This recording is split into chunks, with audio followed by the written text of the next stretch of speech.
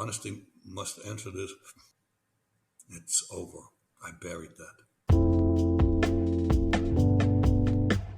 My name is Jack Barsky. That's not the name I was born with. I was born and raised in East Germany.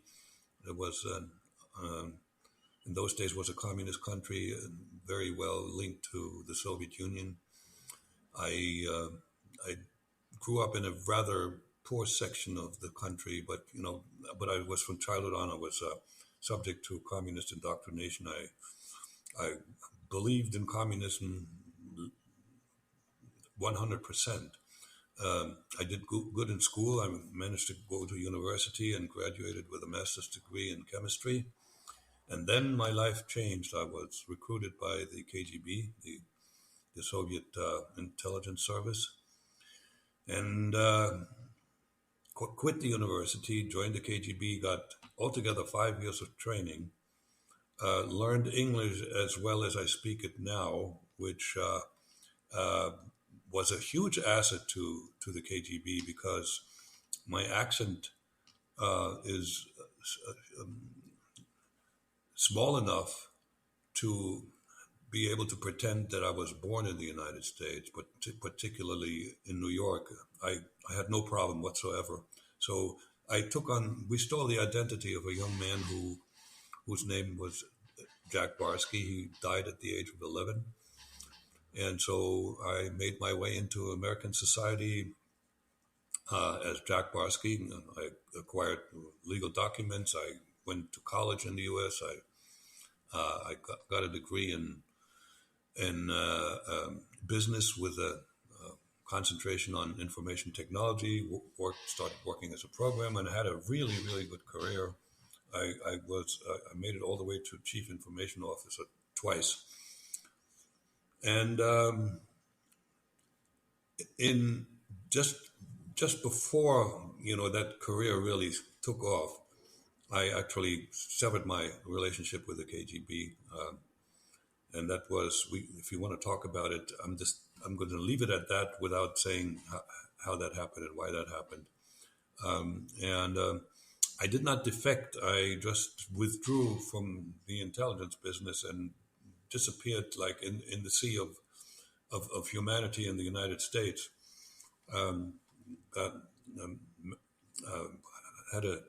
Had another child with the mother of my daughter, and so I moved to the suburbs, bought a house, and lived my life like every normal middle class American. I already had forgotten that I once was a spy, but at one point the FBI found out about me, and they introduced themselves, and I cooperated, and that's how I was allowed to stay in the country and become a citizen. I'm now a citizen, proud citizen of the United States. I tell people that I am intellectually, emotionally, and legally a U.S. citizen. If you want me to go back to Germany, you would have to pay me a lot of money. I spent more time in the United States, and now I have German roots, but the harshness of the German character, I think I was able to get rid of it. I am still very intense. I'm super honest, and so whatever I'm telling you is what I believe at the moment, and that's pretty much the end of that. I became a public figure when I was discovered by Der Spiegel, a news magazine in Germany, and then I was interviewed also by the oldest and still most popular news magazine, TV news magazine in the world, and that's CBS 60 Minutes. So that started a new phase of my life, and that is how I'm getting to talk to you, because a friend of yours discovered me, and I was on his podcast. His name is Paul, and so that's the story in a nutshell. Yes. And on the German point, you're still very punctual. as you called me 2 No, 2 minutes yes, before we were meant to start recording. I'm very punctual for two reasons. Germans are punctual, number one, but in the spy business, you have to be punctual to the minute when you certain operations, because they require two individuals to have fundamentally no real contact with each other, except when there's a meeting. I had meetings not in the U.S. but in other parts of the world, and for a meeting you should be on time and not even early. If you're early, you just wander around in the neighborhood. You don't go to that spot and wait there, because God forbid, if you're being followed, then the folks that follow you, they know something is up. So yeah, you really have to be on time. And I jokingly I tell people I don't have a heart, I have a clock in there. I live by the clock. Okay, let's go back to the beginning. Mm-hmm. You mentioned it briefly, but let's talk about how you grew up. Okay, so as I indicated, I was born it was 5 years after World War II was over. The country was still suffering from the destruction that this war had had caused, but even more so the eastern part, whereas in the West, um, the Marshall Plan was already in effect, and where the United States and some other Western countries helped Germany rebuild. In the East, the Russians, the Soviets, and they were entitled to this because Hitler did phenomenal damage to the Soviet Union. So they rightfully took whatever they could take out of East Germany and for as reparations and moved it to the Soviet Union. Even railroad tracks they would dismantle and take. So there was a lot of poverty, and in the cities, major cities were destroyed, and there were a lot of people who lived in tents or homeless. At least in the countryside was not destroyed. There were some bullet marks in one of the houses that I wound up living in. Uh, and we had no problem. My parents were both teachers, and I grew up in two buildings that housed classrooms, small schools, first grade through fourth grade, and the other school was first to fourth, but it was so small that first and third were in the same room at the same time, and second and fourth, because while one class was doing work by themselves, the other class was being taught by the teacher. So that was a really, it was a remote corner of Germany, and there was nothing happening. There was agriculture. There was, you know, local. We had one doctor in the village I first grew up, and you had these people who, plumbers and a baker and a butcher and stuff like that. But there was nothing else going on, and good food was rationed. Uh, food, the rationing was done away with when I was 10 years old. Up until that point, you just couldn't buy as much butter as you wanted. You couldn't buy as much meat as you wanted, assuming that it was available, and it wasn't always available either. So, growing up, it was a struggle to get very nutritious food. And so I have a picture of myself when I was 11 years old. I was thin as a rail, and I was already pretty tall. I looked like terrible. I looked emaciated. Now, I never felt hungry because somehow potatoes were always available, and we could get the potato from the farmer, and he would trade something or give him some money. Um, and we were our nicknames for this generation. We were potato babies. The other thing that was really uh, a very big negative growing up.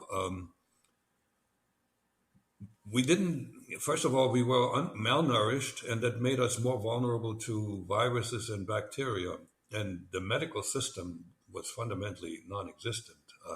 There were no there were no antibiotics, so I had a strep throat multiple times every year, and all the doctor could do is give us something to gargle with to like get rid of the pus that had accumulated in the mouth. I mean, it was so painful that when I ate, every time I took a deep breath before I swallowed. Now, and that eventually I acquired natural immunity. By the age of 14, the period of disease was over.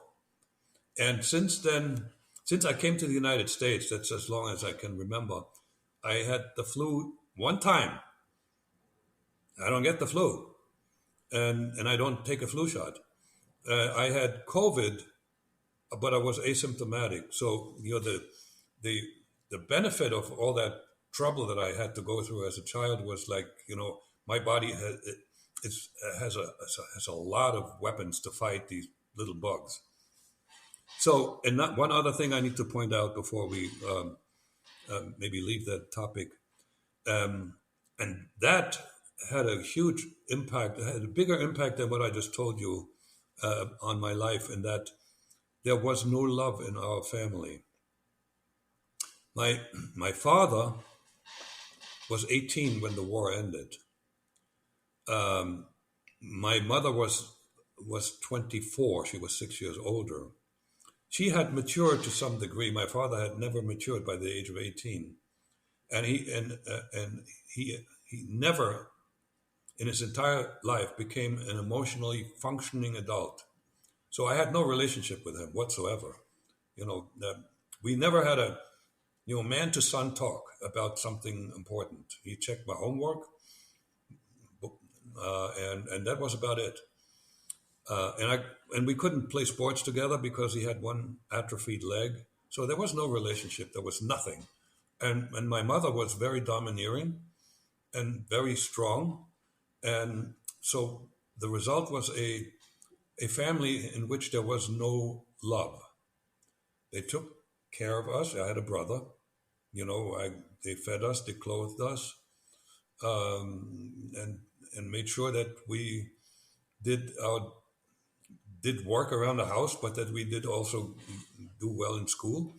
But never once did I witness my parents hugging, kissing, or telling each other that they loved each other. And so that's how they treated me. There were no hugs, no kisses, no nothing. And so I found out when I actually struggled through my inability to relate to what love is all about. I found out that I am actually, and others have told me this too, I'm a lover. I want to love, and I want to be loved in the worst way. I must have been like that as a child too, and I didn't get it. So, I struggled. The first time I fell in love with a young lady, I was 16. I was so obsessed, and I didn't know how to really express love. I was so obsessed, and that I think this is my in hindsight my conclusion, that I scared her off. I was so intense. I mean, I was constantly finding ways to be around her, do stuff for her, and I was like, that's too much. And so when we went to school together, and when we graduated from high school, she went to study in Berlin, and I went to study in the south of Germany. And at that point, there was no telephone. You couldn't travel over the weekend because the train took too long. So she decided to just dump me. And that really made me really hard in terms of what my relationship with women was going to be. I would never, ever love another woman. That's what I told myself.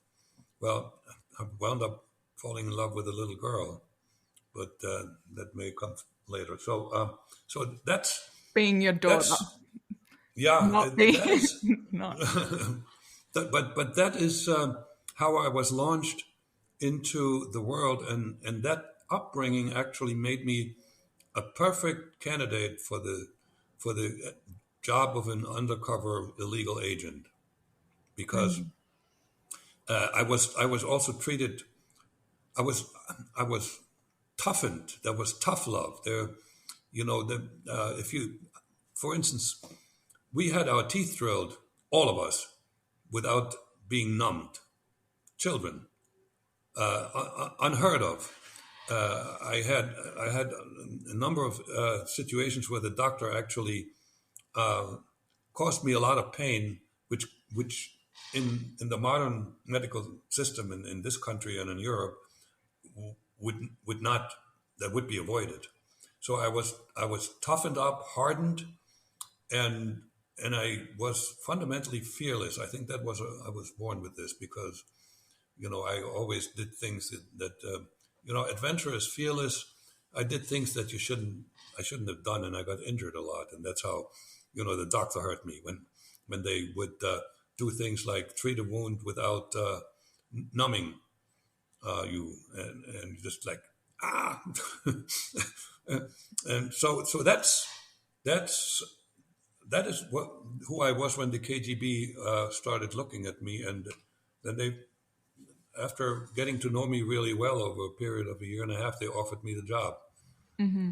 and I didn't say yes right away because I really liked my life at the university, and I had a really good career, and my new family was my basketball team, and I had a hard time saying goodbye to all of that, but eventually, the I felt flattered that they wanted me. I was so full of ego, and that was important. I also knew that I would do my part to rescue the world from the evil capitalists in the United States and the Nazis in West Germany, and their sense of adventure and being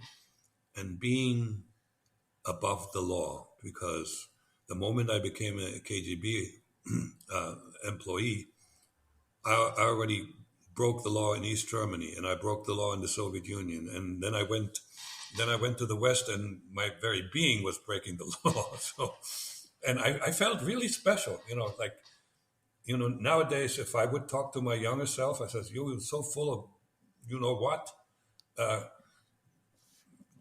get real. You're not that special."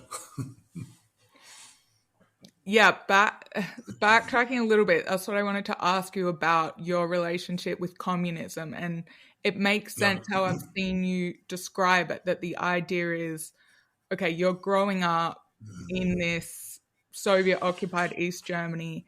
They're right. telling the Nazis were evil and Yeah. all this happened. The Soviets defeated the Nazis, and Yes. therefore the Soviets are good. And then Uh there was huh. also this part that it's like over there in West Germany, the Allies are running that, but then they're also involved with the Nazis. And so therefore capitalism's evil as well. And we need to Yep. defeat capitalism. Yeah. They're, see, a big lie is much more believable if it has a kernel of truth. And the big lie was that West Germany was just a successor state to the Nazi state.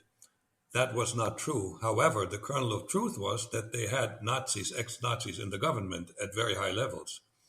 The head of the Bundesnachrichtendienst, Reinhard Gehlen, was a general in the Nazi army. He was in charge of intelligence on the Eastern Front, and he was co-opted by the CIA, and eventually, he was. And there was a couple of other Nazis. There was Kurt Georg Kiesinger, who was chancellor at one point. He had been a member of the Nazi Party, and one of the most impressive things that happened to me to really convince me that it gave me more motivation is when the the, the, the East German rulers were pretty clever in many respects.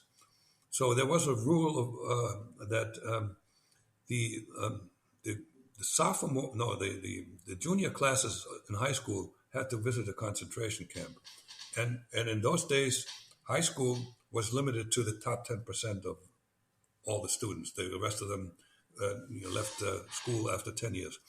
So we were going to be the future leader of the country, and you want to brainwash them as well as you can, and the concentration camp was uh, such a horrendous experience where they had these pictures. There was this rotunda in Buchenwald, which is in near Weimar. Um, that exhibit hall was a rotunda, and they had these huge pictures on the walls, like piles of dead people, corpses, emaciated people, people like we see could barely stand straight, and the most horrendous two things were lampshades that were made out of human skin, and we were told that the person who had those lampshades made was a woman, the wife of the commandant. She picked out incoming prisoners, said, "I want this one, I want this one," so they were killed right away and skinned. Imagine if you're 16, 17 years old, and you see something like that, and then the most horrendous thing were something that had the size of my fist, shrunken heads, two shrunken heads in a glass case, and I mean, the girls cried, and us boys were just very, very silent. And here's the key point that was made. There was the head of the Communist Party of Germany was a fellow named Ernst Thälmann. When the Nazis took over, they arrested him and put him in jail. So 1933, he was put him in jail. 1945, he was already in jail for 12 years. Just before the end of the war, they moved him to Buchenwald, where he was executed. Now, we were the heirs of the party that actually fought the communists, and that's a historic truth. They wanted to get to power too, okay?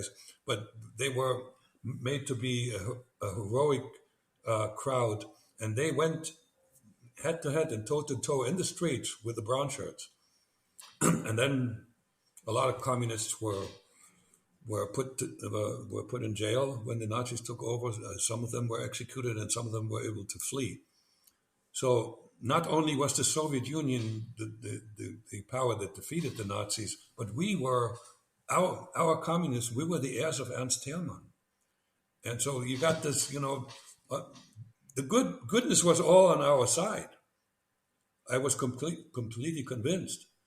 Now that slowly over time changed a little bit, because some of the things that we were told about how bad it is in the West, I found out very quickly that wasn't true, but that didn't move me from my ideological position. And did your parents talk to you at all about the war? No, that's very interesting. My father told me that, he was, at the age of 18, he was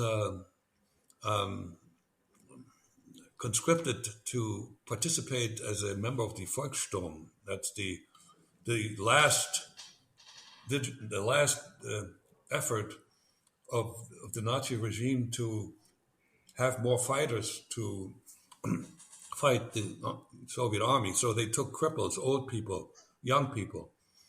And my father, just his experience was, they wandered around in the woods, they stole some eggs from a farmer, and when the war was over, they never saw any action.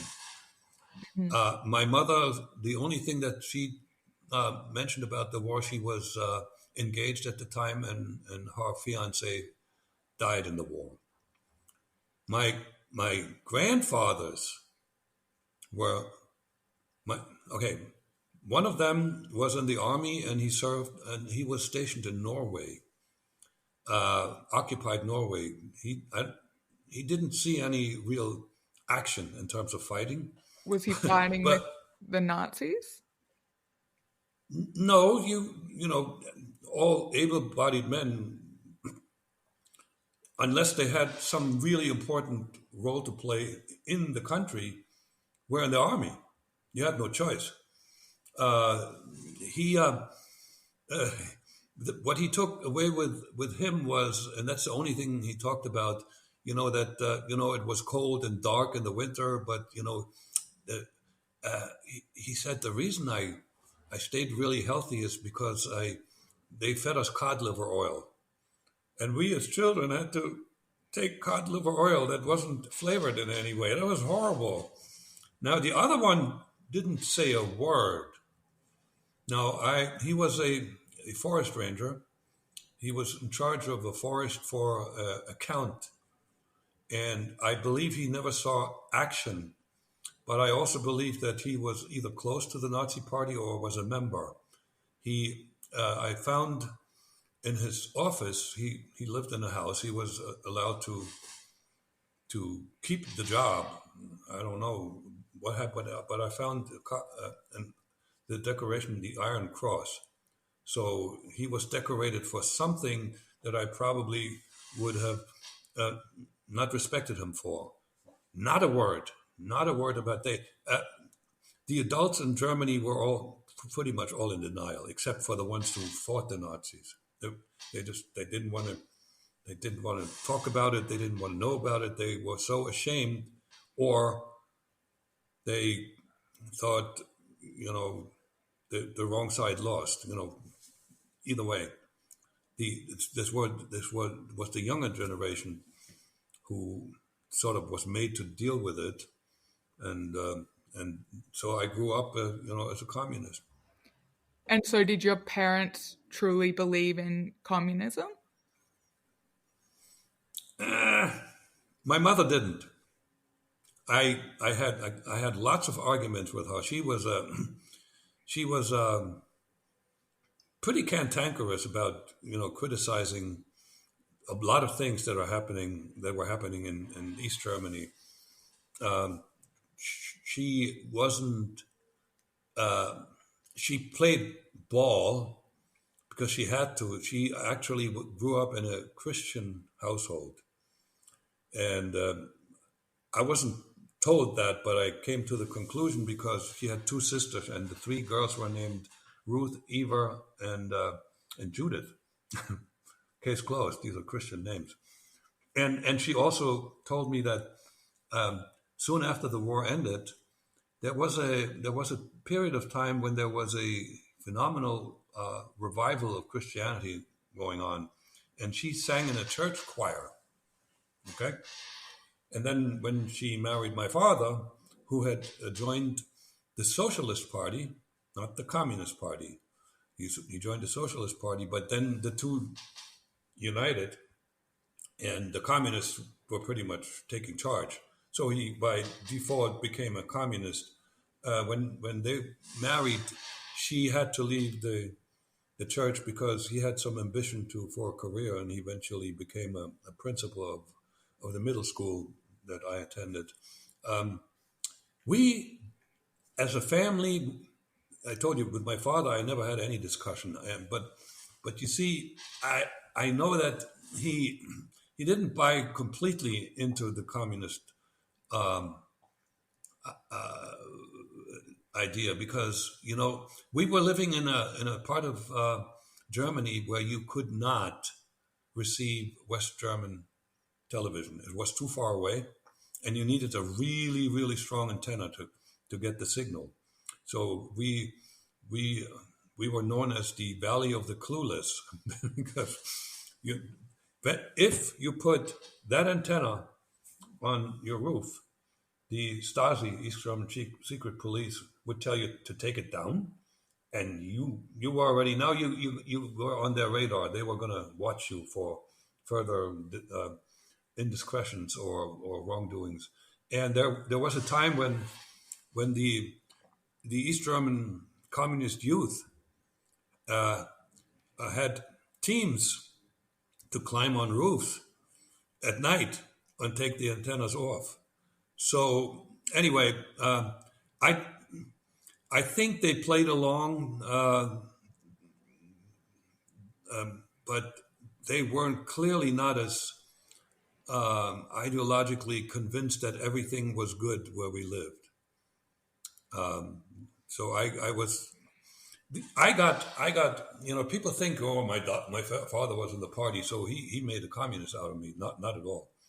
That never happened. It was kindergarten, school, and college, and youth organizations, young pioneers, the Free German Youth Movement. It wasn't free. And even when you played sports, there was always a way to make sure that we got a little more of a communist ideology. It was everywhere, and the newspapers and the radio and television when it came, and the arts. There was a lot of really good literature, but it was it was communist. I remember there was a novel that I read that impressed me very much. It was called As the Steel Was Hardened, in rough translation. It was written by a fellow named Ostrovsky, who actually was a Soviet. I read it in German translation, and it was about a young person growing up an orphan in an orphanage, and how he developed into this wonderful communist person. So we're talking about the collective raising children and doing it very successfully. And as I said, it was everywhere. We also had some really good theater. Bertolt Brecht was very, very good playwright. But he was also a communist, and on and on. Even the paintings, there's Agate Prop, and I mean, you could not get away from this. You could not. There was no intellectual freedom. There was no. We didn't even have a course in high school or college or something like that, where we were talking about the religions of the world, just from an academic perspective. That was taboo. Can't touch it. So it's sort of it wasn't quite like it, but this is what the North Koreans know nowadays. They know only one version of the truth, and if and when they flee and get out of there, they are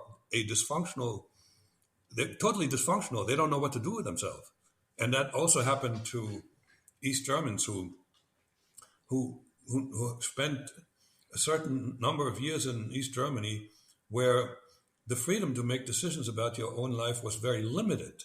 You were always told where to go, what to do, and so forth. And so a lot of my classmates had trouble when the wall came down. It's like prisoners who spend 10 years in jail and then, okay, go, you're free. They don't know what to do with themselves.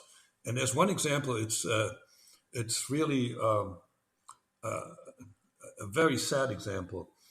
I had a classmate in high school who was a pretty bright guy, but he was a superb chess player. And I have a document that proves what he claimed. He once played the world champion Anatoly Karpov to a tie in one of those simultaneous matches where the big guy goes around and plays 20 different people. But he played this guy to a tie. And when the wall came down, I met him many years later. He was not able to get another job. He was not functional. And he was extremely unhappy, and he withered away. He's not with us anymore. What a sad situation. And others had problems, and almost all of them complained about how the West took over, and how life was so good in the old days. And this is the damage that our generation was inflicted upon by the Communist Party, by the Communist government. Yeah. And so, because you mentioned the Marshall Plan at the beginning, so I guess what was going on was in West Berlin or in West Germany, you had the US and the Allies helping rebuild Germany, Yep. the idea of capitalism, it's like a growing pie. This country can be a trading partner. As they prosper, it means we prosper more because we can trade and everyone gets richer. Whereas you were in East Germany and it's like, okay, yes, they've done bad things and they've tried, the Germans tried to invaded the Soviet Union and then the Soviets taking away and it being like, okay, well, that's owed because they attacked us. But it's like you're then making this country that's then poorer. But I guess you wouldn't have known any different because you only saw East Germany and you weren't Yeah. Yeah. allowed. So I guess the idea of freedom, like I'm interested to understand what your thought process was. So you knew you couldn't go anywhere that in the West, and was the idea just that the West was so evil and Yeah. why would you want to go there anyway? And Right. okay, they might have TV and things, but it's actually just evil and they're brainwashed or something Yeah. like that. I accepted that, and I did not question as to whether what I was taught was the truth. And I tell you why that was. I was treated very well by the regime, because I was such a good student. First of all, growing up in poverty, we didn't know that we were poor. Everybody was poor. So when it came to playing, when the weather was good, we played soccer. All you needed was a ball, right? You didn't need a goal or anything like that. You just like make it up. And then indoors we played like board games and card games. Um, and the fact that we had not really good food to eat in the beginning, that was normal. Everybody ate the same stuff. When this morning I talked to an old friend of mine in Germany, and we just reminded each other of how much our lives were alike. So, and as I went on to high school, first of all, I learned that if I if I follow my contrarian instincts and get too critical of what's going on, I get in trouble. I almost got kicked out of high school because I challenged teachers and they didn't like it. So I learned that, you got to fit in. So good. And then, I became a really good student and I graduated first in class. And that already gave me some better treatment. We were all given a stipend, a scholarship, so to speak, as students. It was, I think, about 200 marks. That was just enough to pay for the cafeteria food and to pay the little bit that they charge you for the dorm. And you could get by. Yeah, I got 100 marks more because of my phenomenal a record in high school, right? And and Were you not then like, wait a second, this doesn't fit in with communism, it's already not equal? no, when you are the beneficiary, you won't question this. Come on. And then after my first year, I aced my first year, and my scholarship got enhanced. And in the end of my third year, I got a national scholarship that was 450 marks. I was rich. I didn't know what to make with all that money, what to do, because there wasn't enough stuff I could or would want to buy. And that scholarship was limited to, listen to this, 100 concurrent holders. I wasn't told that, but I found it after I was able to do research. Holders in the entire country.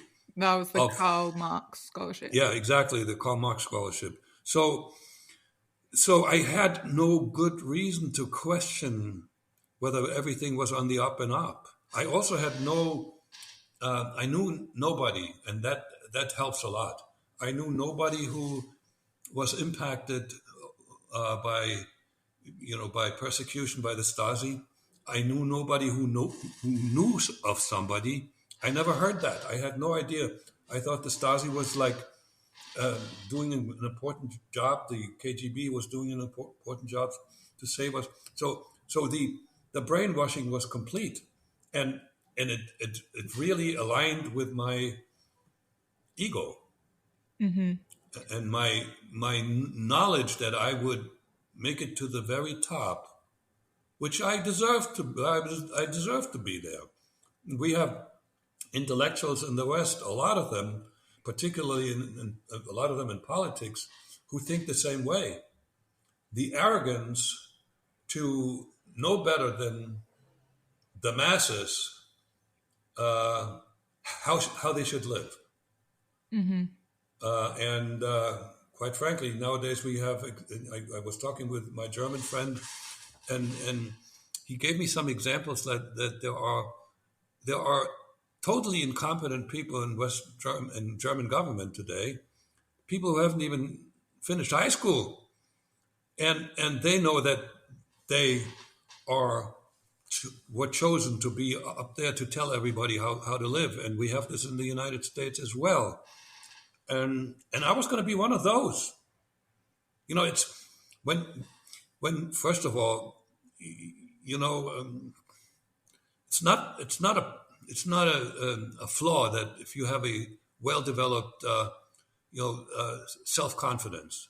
I call it self-confidence. Ego has a negative connotation to it, but it's okay to be that way. But when you become an egomaniac and a megalomaniac, and you believe in yourself and you become your own god, that's when you will wind up doing harm to other people. And I was going to be one of those. And I cannot guarantee, if I had not joined the KGB, I cannot guarantee that I wouldn't have become one of those, because I was already being recruited by the youth organization of the university, which had about 20,000 students, to become the deputy secretary of that organization, which meant, they approached me, which meant I would have become the secretary, and that would have wound up in a political career. I would have risen maybe in the ranks of the party or in government.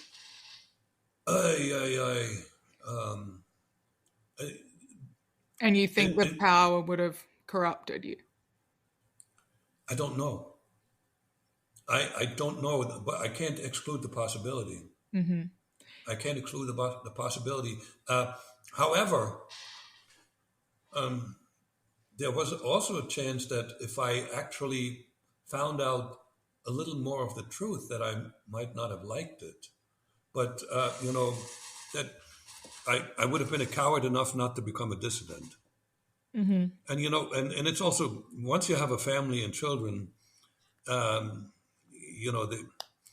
option to flee the country and put your family at risk, or the option to be an outspoken dissident, was fundamentally not there. So I was rescued by the KGB when they sent me to the United States, because this is the place where I was meant to be. This is where I found my true self. As I said before, very few people of my generation were able to truly find themselves. Okay, so going back to so you did very well at school, you went off to university, and you were doing very well in chemistry, and you saw that, you would become a professor there, that you kind of had your path laid out for you. And that's when you were approached by the KGB. Yeah. Why do you think they chose you? Well, again, they wouldn't tell me. kept a lot of information from me. I never knew, for instance, how the KGB was organized. I never knew that I was hired into the Directorate S. I never, most likely, did not meet the person who pulled the strings back in Moscow to tell me, to advise me and make decisions on my behalf and so forth. They just kept a lot of stuff from me, and they never told me why they recruited me. But okay, there are two ex heads of the Directorate S. They went on record in a couple of interviews where they proudly declared what what they were looking for in individuals that were good candidates. Um, and Most of these things were not skills that you can learn. There are talents, there are character traits, and there were about a dozen of them.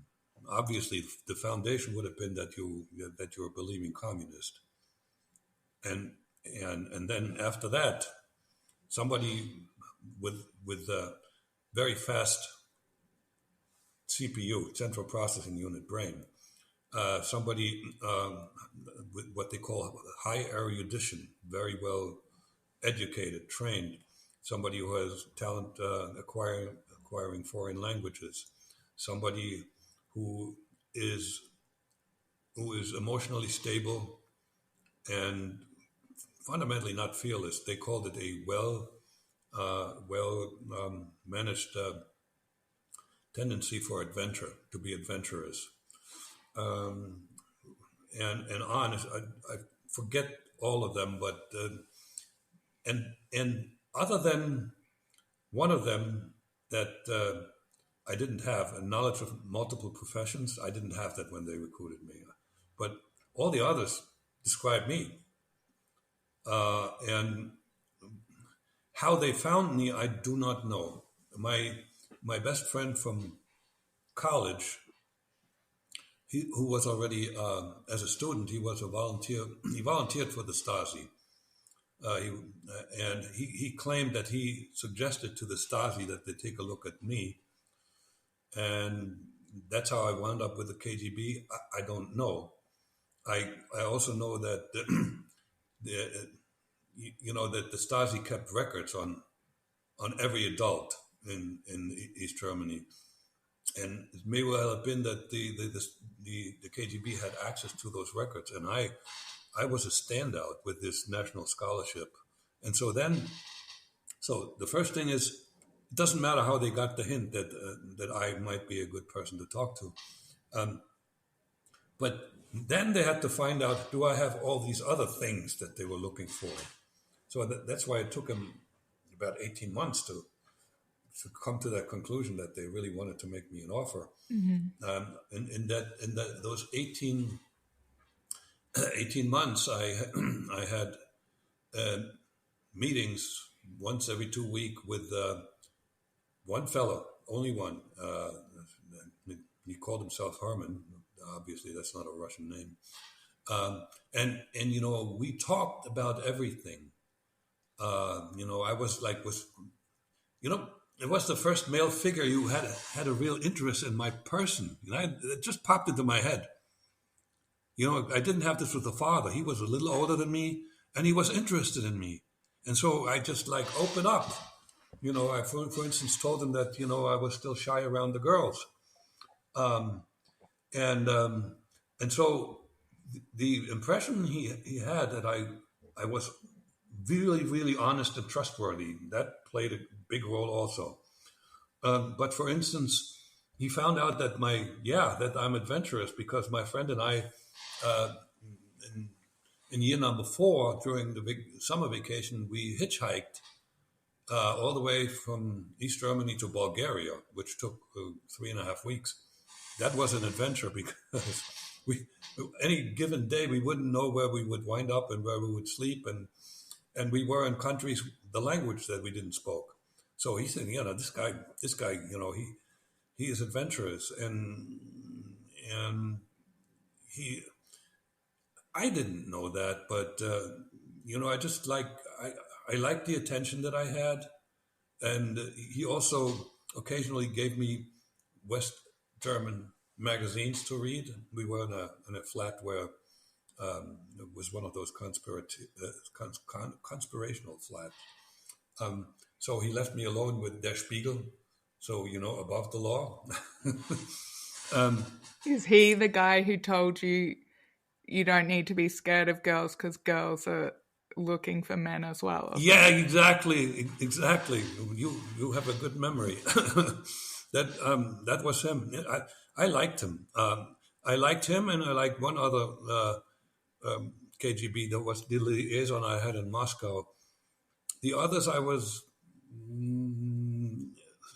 in. Some of them I wasn't impressed with, and some others I thought were a little bit too arrogant because they pretended that they knew stuff that I found out really didn't know.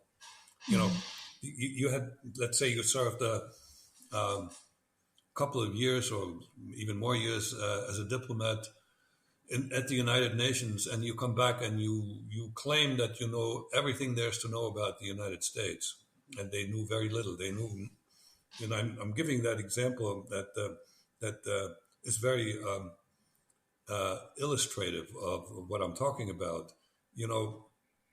I like aquariums, and I used to live in Atlanta, and there's a huge aquarium, and I would spend hours in looking at the fish.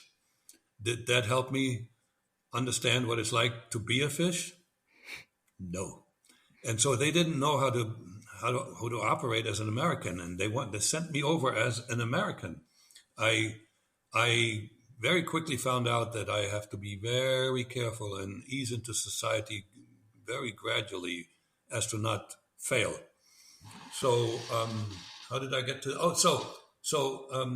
Overall, the lasting impression I have from the KGB is that they were not as good and as powerful as the West thought they were. They were also very bureaucratic on top of it. What did you know about the KGB growing up in East Germany? Well, the saga that the propaganda that was associated with the heroism of the KGB. They did some good things, a lot of them died in fighting Nazis. They also did some bad things that was, of course, conveniently not communicated, like populating the gulags. When Solzhenitsyn came out with the archipelago, Gulag Archipelago, I thought he was full of it. I thought he made it all up, and so it was a whitewashed history of the KGB, and there were some real heroes. Like there was a German by the name of Richard Sorge who was a journalist, and he operated in Japan, and he actually worked for the KGB, and he warned Stalin that that Japan would be joining the war, and Stalin totally ignored it, and then the Japanese caught him, and Stalin denied that he's not one of ours, and so he was executed. He was one of our heroes, and there were others. The Rosenberg folks, and two of those people that worked with the Rosenbergs actually trained me. They weren't very public figures. They lived pretty much in secrecy in Moscow, but they were the Cohens. They were American citizens. But there were others, particularly the heroes that paid with their life. And so it was all phenomenally glorified. And in East Germany, we had our version of James Bond. There was a series called The Invisible Visor. It was a series that had one episode around Christmas, a full-length episode, like a movie length. And the hero was I think the fellow might still be alive. The only East German um, the actor who made it in Hollywood by the name of Armin Müller-Stahl. So he was sent by the Stasi to West Germany to hunt down Nazis. So that's how it began. And he was pretty successful, and there was adventure. There was money, there were fast cars, and there were several women over time. And he expanded after he hunted down the Nazis. He expanded his whatever he did, and he was just so successful. And we ate it up. And when I was recruited, I sort of hoped that my life would go along the same route. That was a grand illusion, because for the I was miserable. I was always looking for a nice apartment. When I arrived in Berlin, I figured, oh man, KGB, I'm finding not going to live in a dorm anymore. They're going to give me a nice apartment. Well, the person that I met, Nikolai, took me in his car and he said, well, welcome, and I already have a task for you. I said, oh, good. What is it? Find yourself a place to live. Ooh. Because I'm a stoic, I didn't show my face didn't respond. I was severely disappointed because now not only there was no dream apartment, but also I knew that this was an almost impossible task because all apartments and houses and whatever where you could live was owned by the state. There was no free market at all, and there was a shortage because of the war. There were long waiting periods for even couples with children. So here I was. I had to find myself a place to live. I wound up, without getting into detail how, I wound up in the suburbs in an outbuilding that had as furniture, a bed and a chair, nothing else, and a wood-burning stove and running cold water. And I spent there about 6 months until Nikolai determined that I was going to make it. And so at least he gave me a key to an apartment that was in a bombed-out building. The ground floor had a hole in it, a big one. And the toilet was still halfway down the stairs. When I came to Moscow, I figured, well, this time I'm going to get, now I'm already, they want me. They really want me. This is really special. So my liaison takes me to an apartment, and then he introduces me to two other tenants, an old woman and her son, who turned out to be a drunkard. I shared a kitchen and a bathroom with these two people. And eventually, after some time, I sort of hinted that this was a little bit difficult. And my liaison said, oh, really? I'm sorry. I thought this woman would cook your meals. She never cooked one single meal. We couldn't even talk to each other. I didn't speak Russian well enough. So, and when I came to New York, I was advised by one of those nitwits who thought they knew how America functions. They gave me a list of 3 hotels, extended stay hotels. So they would be good for you. So I go to one of them and ask them, so how much is the rent for a month? $1,700. I says, I'm going to just check around someplace else. I may come back. That was way too high. That would have eaten my reserves that I had come with in 3 months. So I found something for significantly less money, but it was also significantly less, let's say, luxurious. The mattress, my bed has a couple of holes that were as big as my fist. Occasionally, there were drug addicts next door, and there was noise, and there were hookers that frequented that place.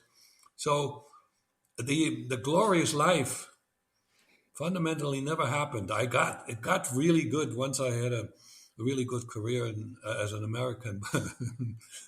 But that was another thing that really played a role in my decision to join the KGB, because I knew that's how spies operate. And one time when I was in Moscow for the first time, and I was checked out by by an American and an English professor uh, who who was KGB, but she also taught at Moscow University, to see if I had what it takes. And in the debriefing afterwards, the Russian said, "You need to start thinking like a real rich American. You need, you need to think. You're going to drive these big cars and live in great houses, and become a member of a golf club." So that was confirmation of the good life was just around the corner. She didn't know what she was talking about either. So what made you stick with it? So you started, you thought you had this big ego, you thought, okay, it's going to be really glamorous. And then you realized it's actually going to be a bit of work. And I think you wrote that in your book about Yeah, bosses don't like complaints, they like solutions. So you'd clearly you were going to stick with it. Were you just motivated by, okay, they've chosen me, I want to prove myself, like I want to pass the that's training? no, that's part of it. Because I really thought I was a failure because I never handled any secret material. I found out, and that's another thing that they didn't tell me. The most important thing, and again, that came out of the interviews that I read, the most important thing for the KGB of us, there were altogether 10 that were trained and most likely sent out. I don't know how many managed to gain a foothold in the U.S., because that was a mission that was easily subject to failure. I know I met one of these folks who lived successfully in the U.S. for 5 years until the wall came down and he went back to Germany. So the most important thing for the KGB of us being here was us being here, because during the height of the Cold War, there were um, there were many situations where the the Soviets kicked out American diplomats, the Americans retaliated, and usually those diplomats were either KGB or reported into the KGB. So if at one point the entire diplomatic corps would be kicked out, then the only ones left in the country would be us, because there were no other types of agents that they had. There were no businessmen, there were no exchange students. That those people weren't there. So I felt like a failure, even though I was not in their eyes. Okay, that was one thing, but I had not lost my belief in the cause entirely. I had I I became what they wanted me to become, a well functioning American who did well in his job and really liked his job. And there was a point, I think I talk about it in the book, that I had to do a job, and so that job was demanding. It was at least 8 hours in the office, and then evening, night calls, weekend, and and I liked doing this. That was for the first time I was able to be creative again. Hmm. Because the KGB training, there were a lot of things. I studied English like a maniac, but that wasn't a lot of fun. And there were a lot of things that weren't really a lot of fun. I like to use my brain. I like to be creative. So studying chemistry was great, and being working as a chemist in a lab, that was pretty good. But programming was like a dream job. I told a friend of mine that I would do this if nobody paid me, and I actually wound up doing this stuff after work on a personal computer. So and so there was very little time to do the spy stuff. And I wrote in the book, and to me the spy job got in the way of my real job. I sort of like started resenting having to do the spy thing. It was always very time consuming, to compose and mail a letter in secret writing would take pretty much all of a Saturday or a Sunday, whatever, one of the weekend days. And also there were things like on every Thursday at exactly 9:45 in the evening, I had to be at home to listen to my shortwave um, to the shortwave Radio. transmission that was for me. And so I was never available socially on a Thursday night. And that was not very good. I complained about it, but they couldn't do anything about it.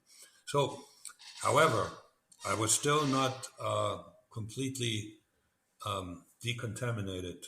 I had bought into what was known then as the convergence theory because I saw that capitalism wasn't all evil. I worked in an insurance company, and it felt like almost being back in East Germany because they really took care of you.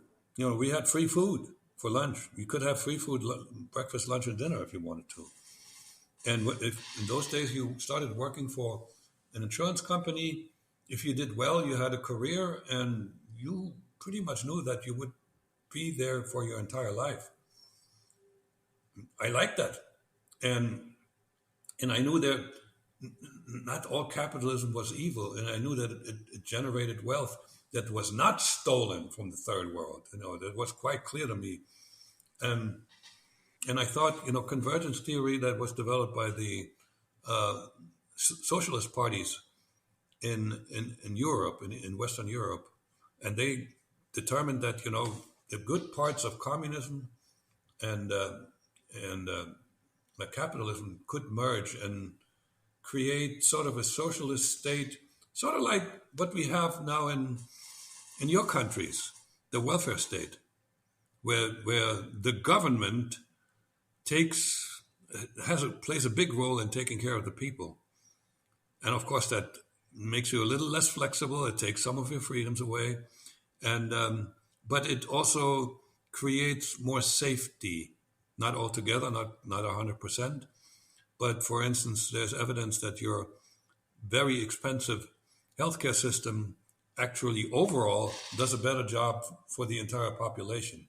However, when you want something really expensive done, and you're, let's say, at a certain age, they will deny it, and then you have to go to the United States or to another country where you can pay for it. So there's pluses and minuses, and I'm not saying your system is bad, and I'm clearly not saying the U.S. system is good, but I like my freedom, and I can handle it. But there's a lot of people that can't, and our safety net and to take care of the ones who truly are needy is not very good.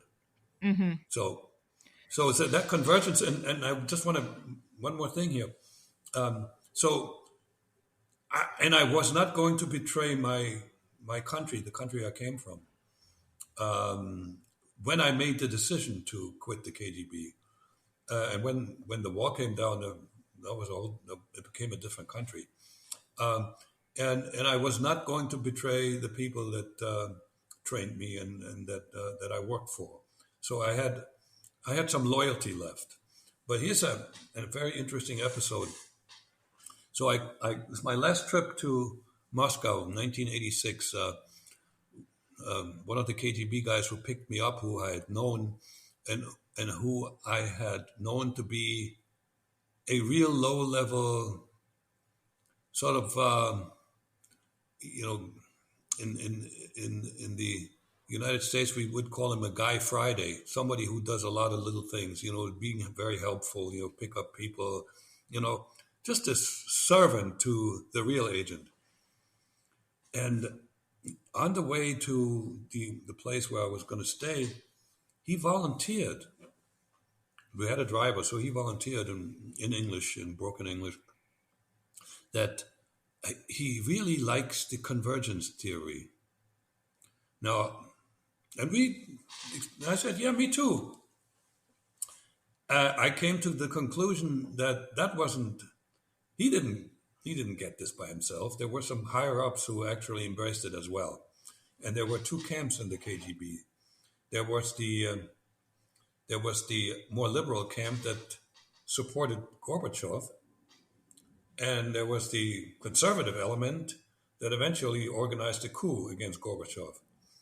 So there was some softening in the ranks of the elite agencies there, and most likely the softening was taking place among those who had been in the West and had benefited from being paid in dollars and in euros and pound sterling and so forth. Um, Eventually, it all broke apart, as you know. So I became so when the wall came down. Just to continue this, how I became decontaminated. When the wall came down, I was as surprised as everybody else. The CIA, the KGB, the Stasi, nobody saw that coming. It was like there was a hole in a dam, and all of a sudden, the hole got bigger, and the water came rushing down. Boom! So, what happened? And my country had existed, had ceased to exist, and I'm saying to myself, I had no clue how weakened the place was. I just knew that the athletes were doing very well, and and I when I went back to Germany, I was taken care of very well, and I really didn't interact with normal people in society. So I stayed in luxurious safe houses, and I had people, cooking food for me and taking care of, like a hotel, fundamentally. So to me, everything was good, and boom, the wall came down. So and that was at a time, and that was 1989. I already had access to the internet, and now it was really easy from your living room to do research. And bit by bit, I found out what a lousy regime that was in East Germany, and what an evil organization the KGB was, and how evil my hero, the one that I admired the most, the founder of the Soviet Union, Vladimir Lenin, was, because I had access to unredacted writings of Lenin. We read Lenin in the original, but some of the bad parts were taken out, where he encouraged people to murder some people because to make a case that if you have too much wealth, you need to be executed. Like that. He did that. He said that, and I knew Stalin was bad, but I also did not know what the KGB did, and Stalin and part of the Soviet army, the Holodomor situation, where the where Stalin tried to forcibly collectivize the Ukrainian farmers. Well, they didn't like it, and and one thing I know about farmers and peasants, they are attached to their land. That they are rooted in their land. They don't want to give this up. They don't want to share this with somebody else. So they resisted, and so a whole bunch of thugs, KGB army, marched into Ukraine and confiscated all the grain, and more than 2 million people died from hunger. No clue, and I found all this out, and that makes me a as strong an anti-communist you can be nowadays.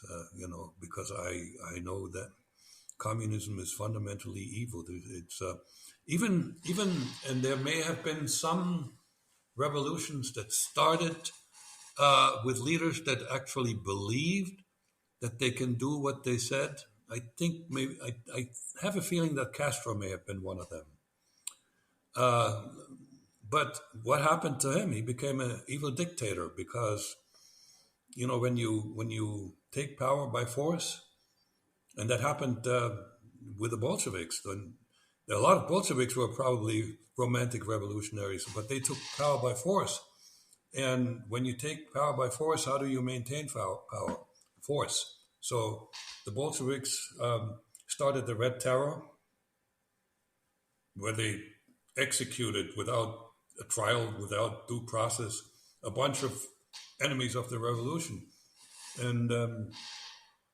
And Stalin, went after the peasants who didn't play ball, and eventually, Castro and his brother became murderous bastards like the other ones. So however, this communist ideal eventually may have started, um, it always ended up as a brutal dictatorship. And when So you found this out, did you feel bad or did you feel guilty or like an idiot? Or did you just think, okay, well, I was fed this propaganda growing up and there's no way I could have known differently? At the time I did all this research, I didn't really think much about me. I think I needed some distance to come to grips with that, and I believe that some I had I have some guilt in that, and that is the fact that I had some weaknesses in my character. That, that's quite normal for a young person, but that doesn't mean you shouldn't admit it. So I I was vulnerable to accepting the big lie because of my ego, and I can't just say just because I was brainwashed, but the ego played a role, and thank God I that ego has been defeated. I have been diagnosed with what they call imposter syndrome.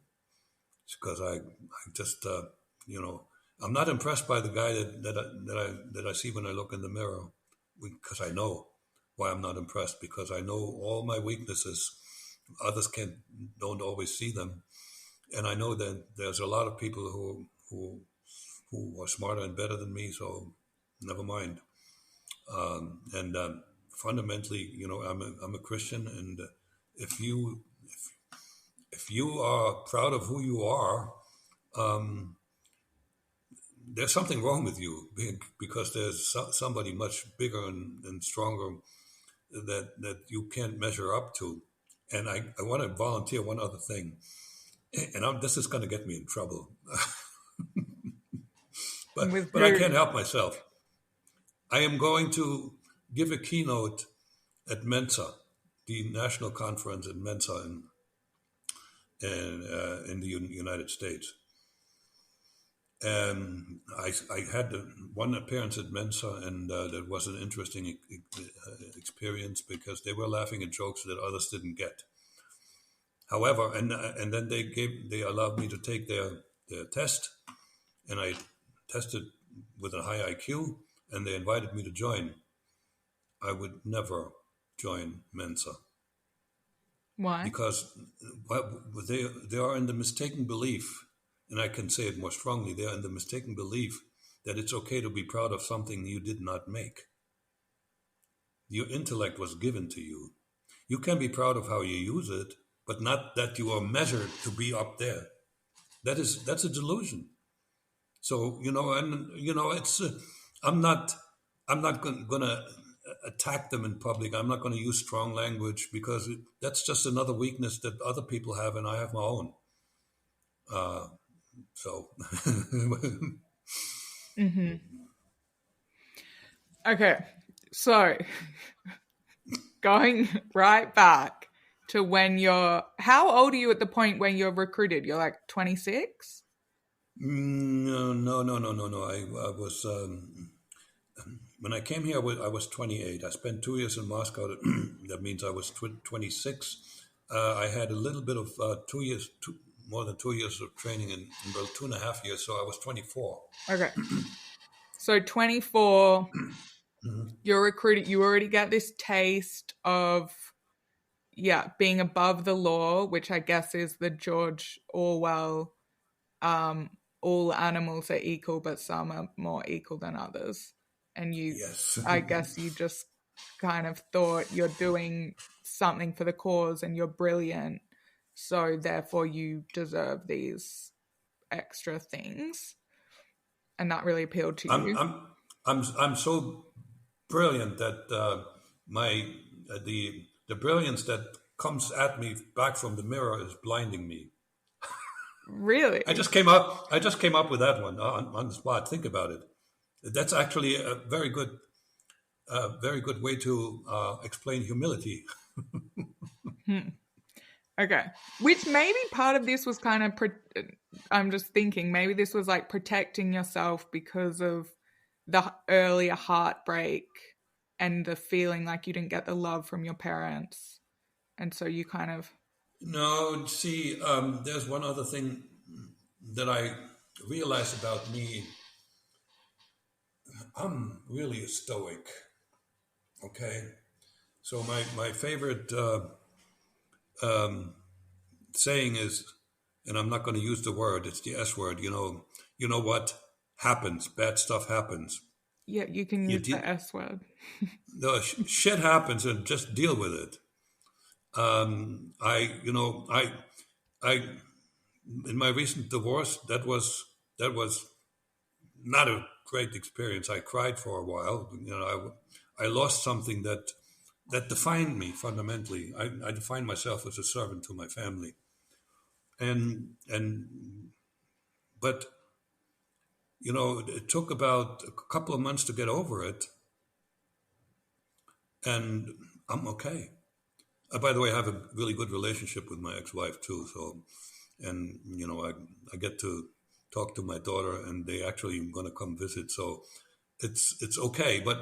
But other stuff happened to me. I had an accident as a bike messenger, and my right shoulder is out of whack. There's one of the bones is not connected. So I get up and go on. I don't like to look at my life in the rearview mirror and remember all the bad things that happened to me because when I talk about, the apartment situation and some other things that happened to me, I think they're sort of funny because here's the thing: there's humor in almost everything that we experience.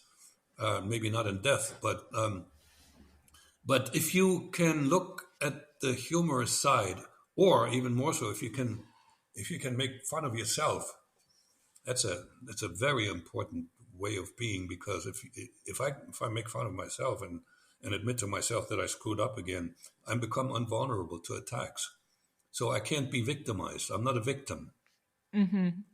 You understand? And so I know a lot of people, and unfortunately, it's my experience. I don't know if it's true. I'm not a researcher, but the women that I have interacted with, a lot of them remember bad things a lot in their life, and that creates misery. I don't. So when it turned out that I had served the wrong master, I just went this way, and I stopped, blaming myself. I just went forward, and I'm still wired that way. I'm trying to figure out how to spend the next 50 years of my life. I have a friend who is my own age, and she seeded that thought in me. She said, I'm interested in how what I'm going to do the next 50 years of my life. She's a very, very accomplished, sharp woman. So that's the right attitude. And that is a female who doesn't look that way. Yeah, that's helpful for me. I probably spend too much time thinking about the past. Okay. Well, I think about the past, but a lot of the good things, the nice things, the good parts, even of the places where I lived that weren't like perfect, and what we did, and how we enjoyed life, even though people who were to witness that life, who live here or in your part of the world, would say, "How can you enjoy that?" Well, the joy comes out of here. It doesn't come from the outside. Mm-hmm. I'm developing a lot of very interesting thoughts as we're talking. I think while I talk, and interviews like you, and you made it into the top four. They bring out the best in me, and I will actually listen to that tape, because I don't know if Paul told you what we're trying to do. We're trying to develop a lecture series targeting young men, and a lot of the topics we were just talking about, I will address, but also the quote unquote wisdom put I have accumulated living a very interesting, very varied, challenging, and at this point pretty long life, having observed the world and having come to conclusions that I think are worth sharing, and I'm sharing some of them with you. So, and I'm just saying it because you interview me. I don't know if you need it.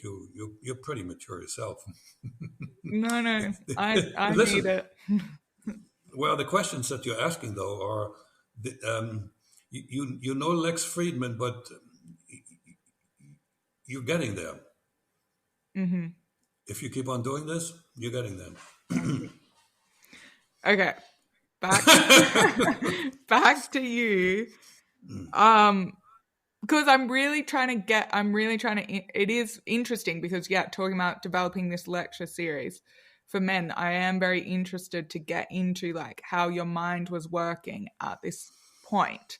And so I'm interested, for example, like your first trip to West Berlin, which was Uh, was that the first time you used fake identification?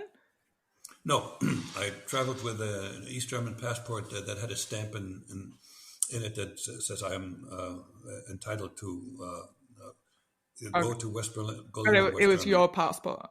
Yes. Okay. And it was because it was like government that you got that special approval.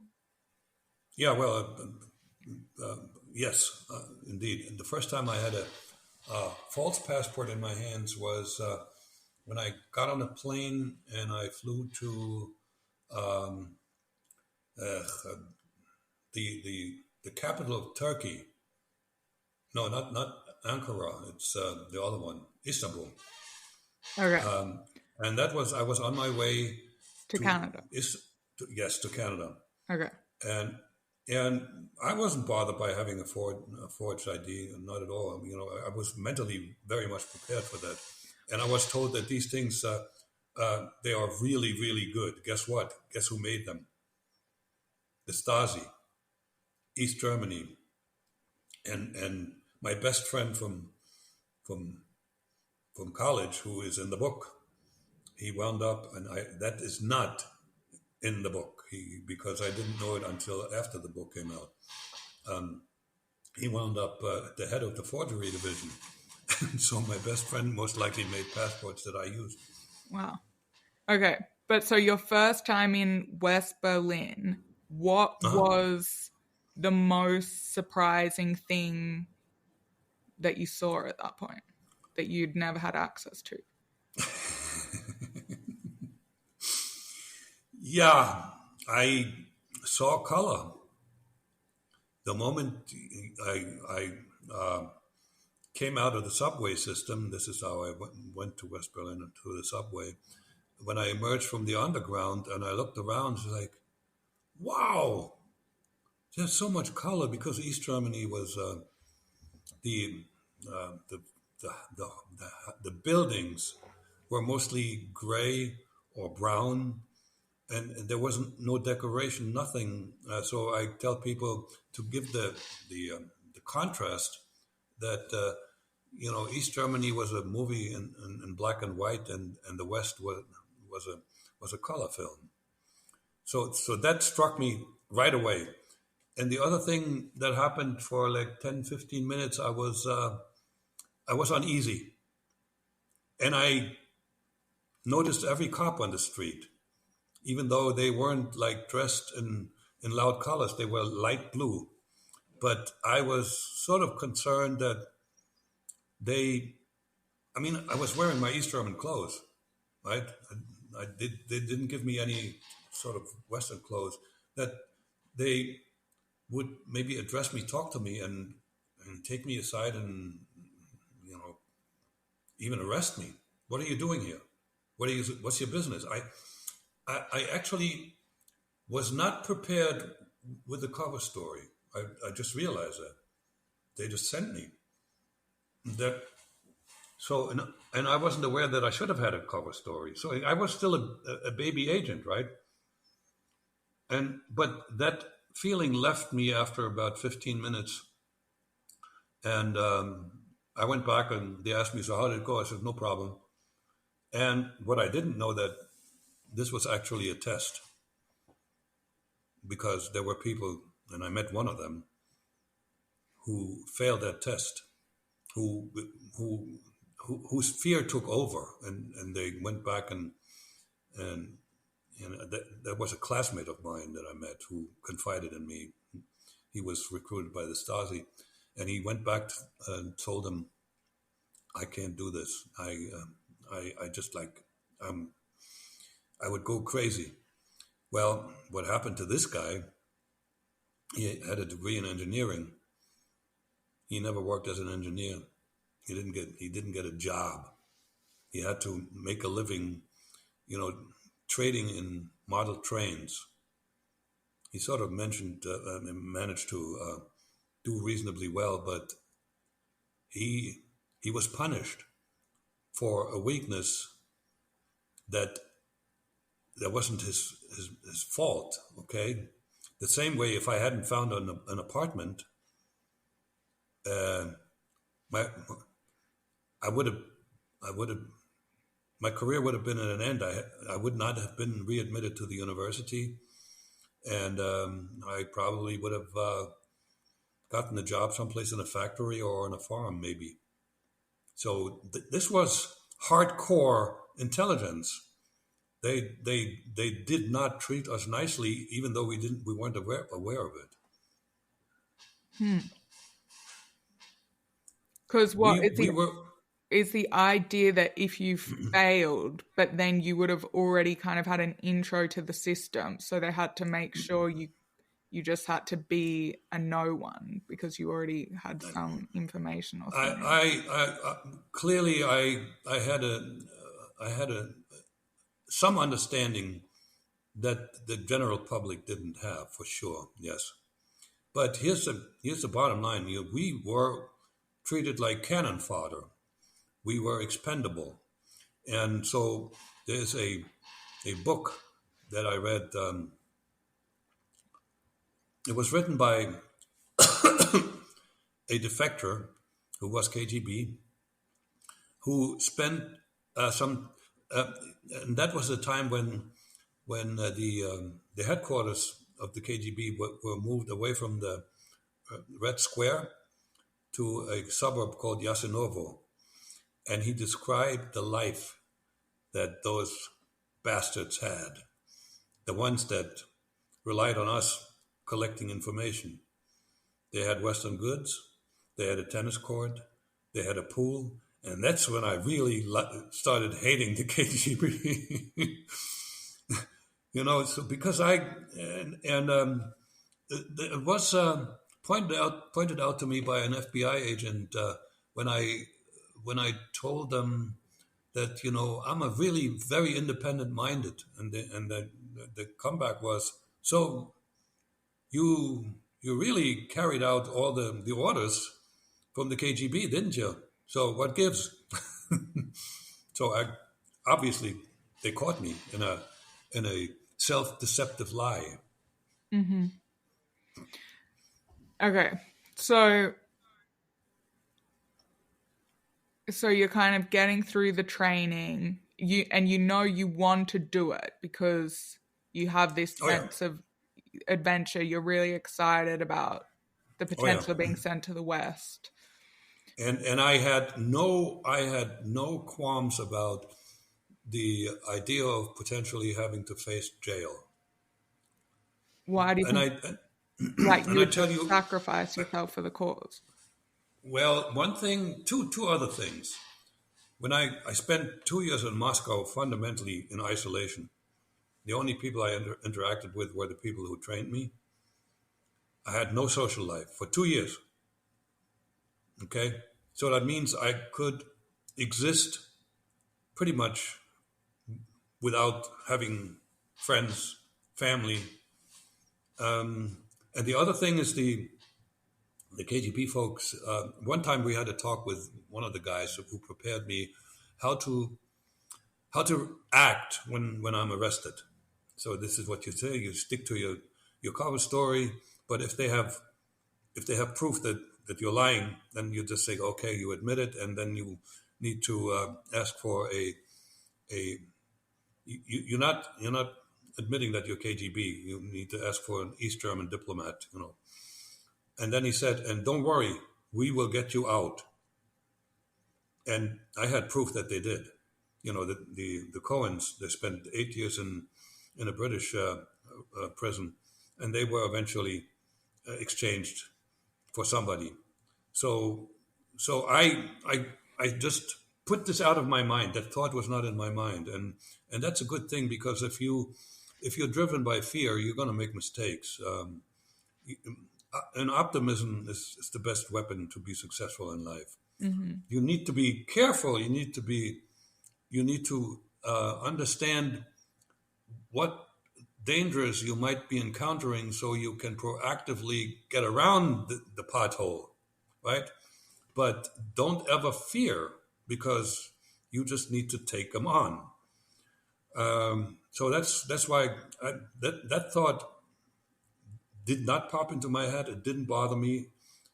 It never bothered me.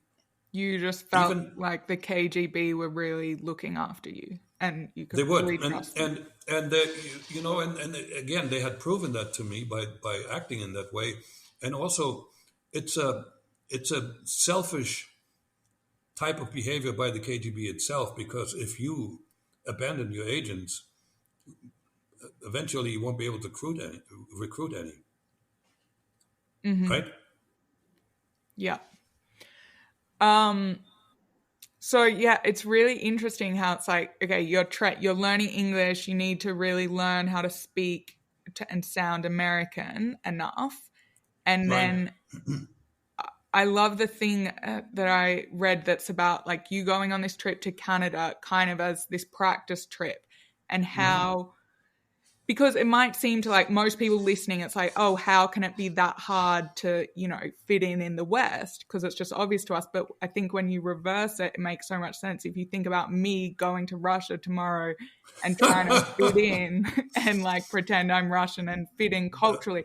And that was the thing about in Canada with the bottle opener, how you didn't know it was a twist cap. And things as small Yeah, as that can give you away.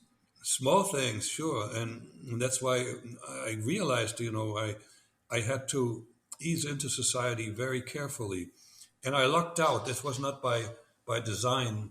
I, finding my first job wasn't easy, and eventually, I I applied for a messenger job, and I got it. And so I spent a lot of time in the company of, messengers are, they don't do this full time. They're usually transient, and they're generally not well educated, but they're Americans. and they talk amongst one another. They talk about, the Yankees. They talk about anything that's on food, whatever it is, and TV and what they like and what they don't like.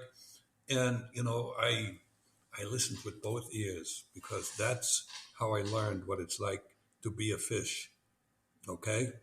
And that's um, when I slowly socialized a little bit. But my first girlfriend was from South America because I didn't dare to get close to a highly educated American woman because they still would found something wrong with me.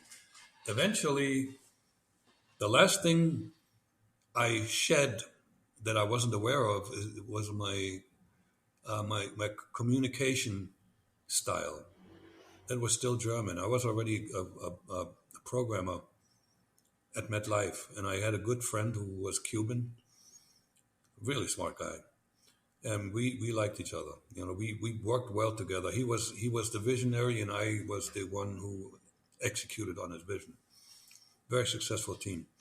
And one day he took me into a room and he said, "Jack, I need to tell you something. And you know that I really like you, but everybody else thinks you're an asshole." That's a quote.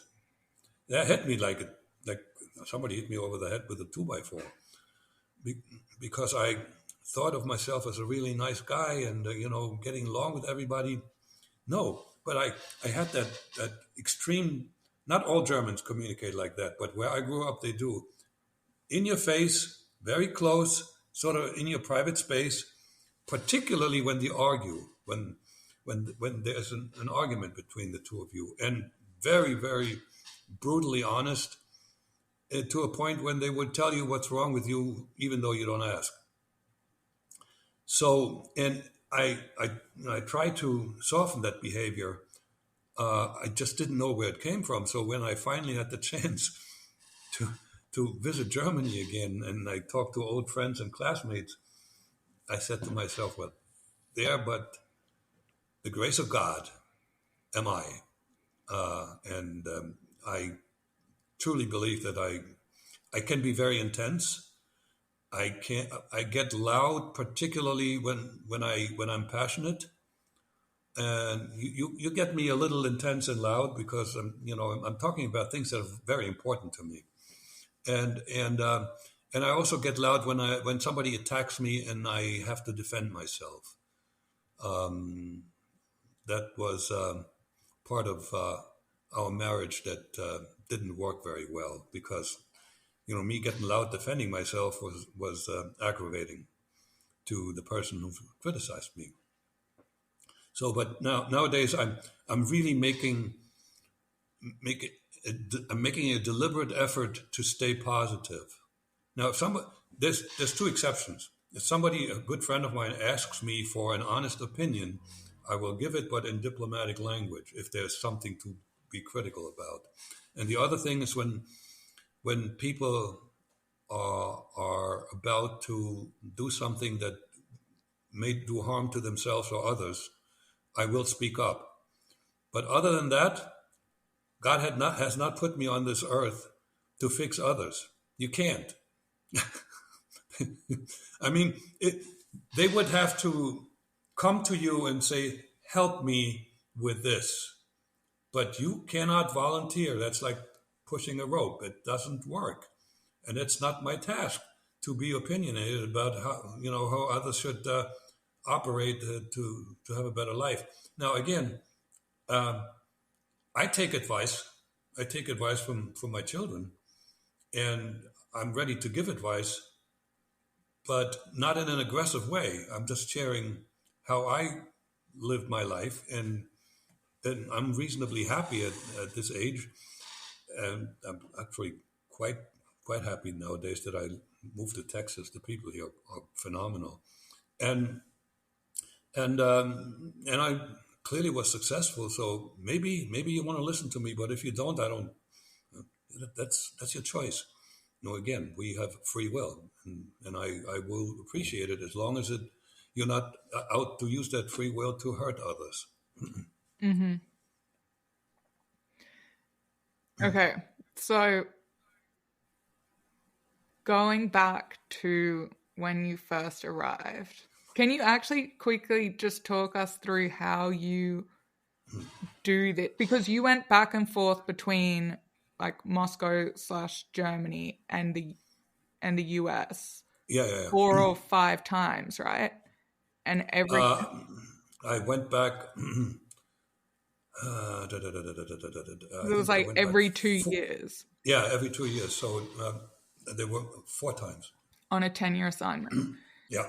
And so can you explain how it works with all the different fake documents you need Yeah. to make that trip? Well, the first trip to the U.S. Was the most complicated one. That went from Moscow to um, Belgrade to Vienna to Rome to Mexico City, and I entered the United States in Chicago. So that means I had altogether 1, 2, 3 fake documents, 2 German and 1 Canadian. The Canadian one I used to enter the United States. When when I traveled back and forth, I had only 2.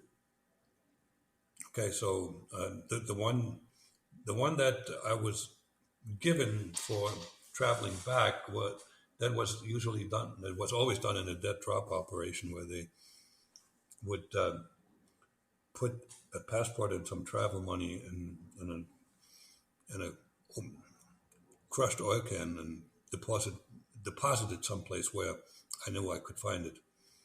And In I plain do not sight, believe. usually, right? In Yeah, plain sight, usually. Which is yeah, in kind plain of sight. crazy that it's just like in a Well, public place. they took a little bit of a risk with the oil can because if there's a park ranger who sees the garbage, he might pick it up and throw it away. I used rocks. I made rocks out of plaster of Paris. They fit much better into nature. Nobody picks up a rock. So, and then I would leave New York and fly to a third country. That could have been Switzerland. It could have been Austria. It could have been Italy.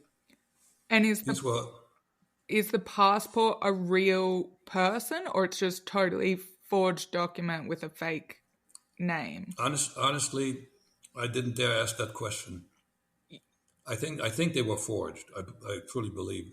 And did it have your photo on it, or were there no photos? Oh yeah, my photo. Okay, your photo and a name and your birth date or a random birth date? I don't recall. It's an interesting question. It's an interesting question. But you weren't too, I mean, because my experience with this is like getting into a nightclub underage, and it's like so much stress about memorizing all the details. Yeah. So in that third country, I would have a meeting to exchange passports, and so I would enter the Soviet Union, Moscow, with that passport.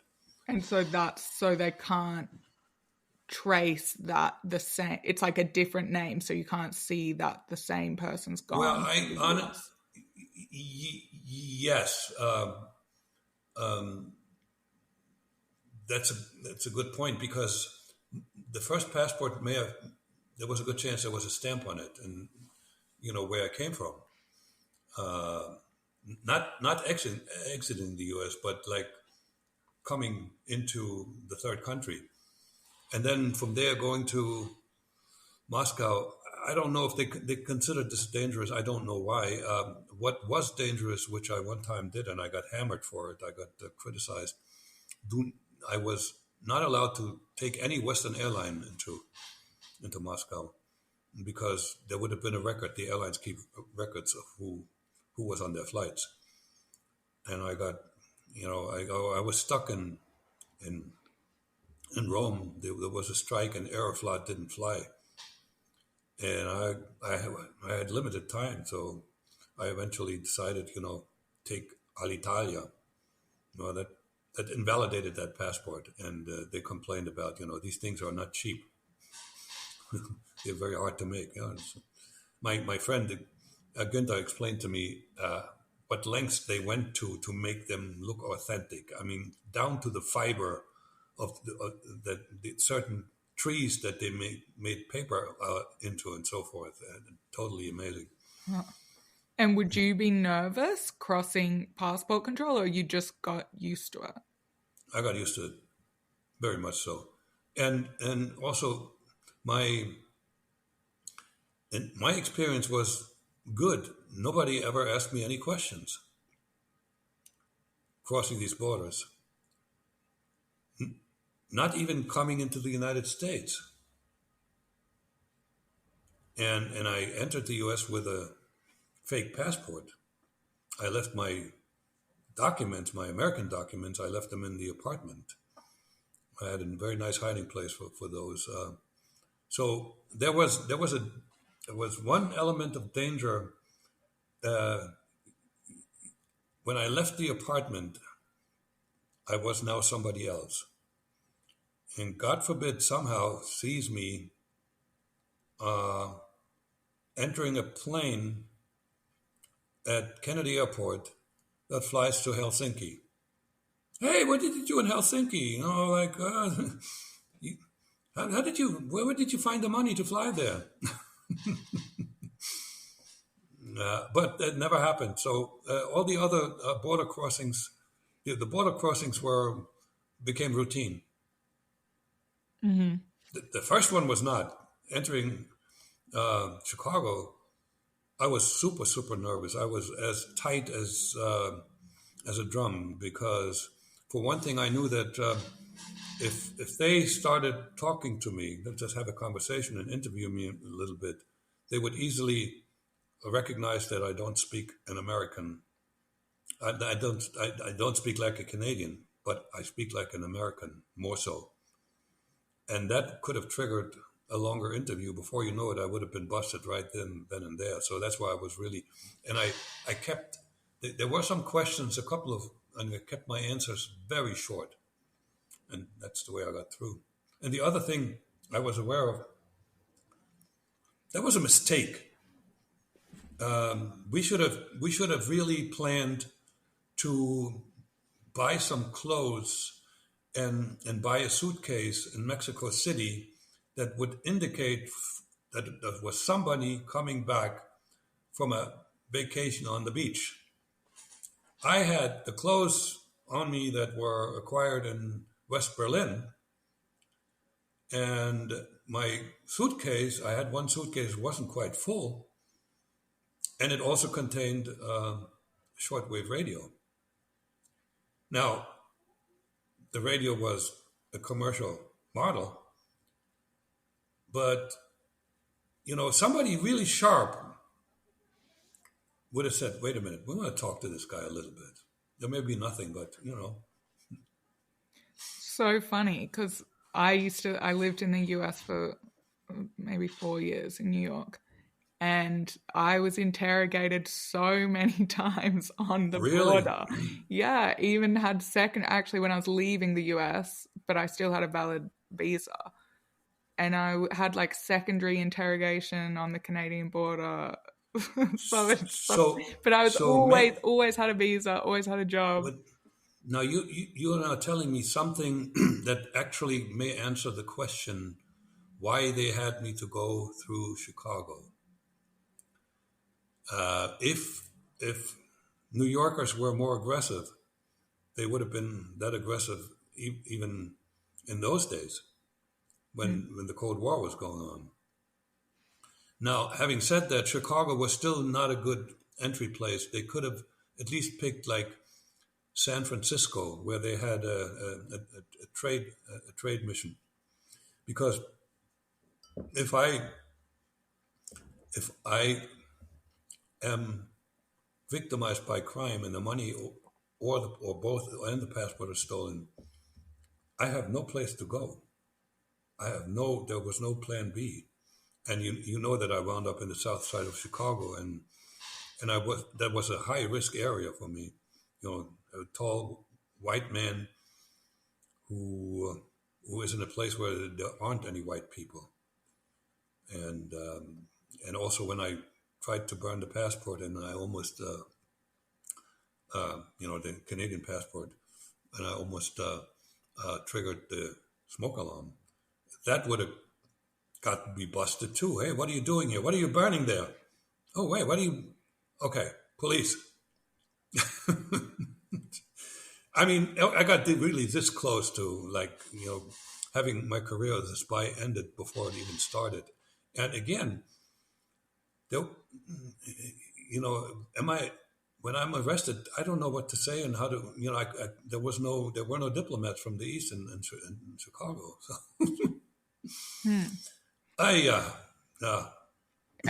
And then, so settling in, the thing that strikes me so interesting about your story is that it's just kind of basic. Like when you think about a KGB spy, like it sounds so sexy and whatever, like the spy stuff, James Bond type, whatever yeah, stuff. sure. But it's like they were just kind of like, okay, go to New York and try and like fit in, and you're just there Yeah. like being a bike messenger, just like doing super basic Yeah, stuff. it was very mundane. It was very mundane. I went from being an A student and a professor in college who taught advanced math and chemistry to a bike messenger. I did it for the cause. I didn't. There was not an ounce of complaint in me. I knew I had to do what I had to do. And did you think it would get more interesting? Like, were you imagining this stuff where you're maybe, meeting, I don't know, high government people or doing some kind of really secretive stuff Well, that would just come? I found out that this would be very difficult. As a bike messenger, obviously, you don't have a good reason to even try to have a conversation with somebody who is anywhere near secrets. And even as a student, you know, they gave me some interesting objects to make friends of, primarily conservative think tanks. They were very obsessed with the Trilateral Commission. I remember the Hudson Institute that's still in existence, and Columbia University, the Institute for Foreign Relations, that was at the time run by Zbigniew Brzezinski. Um, and first of all, how do you go about it? Um, I couldn't just go to Columbia University and introduce myself. And what's my backstory? Who am I? I have no good reason to talk to these people. And and and and the other way to make friends with somebody who's in there socially, you would have to observe the objects and maybe like hang out at a bar where they go after work or at lunchtime. Yeah, but I was a student and then I was an employee. Didn't work. So I couldn't. Now the long game would have worked because when I finally was a professional, I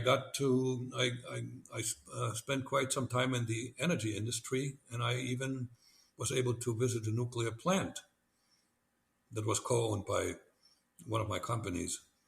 And when I had enough money, I probably could have become a member of a golf club where interesting people played and where you make friends.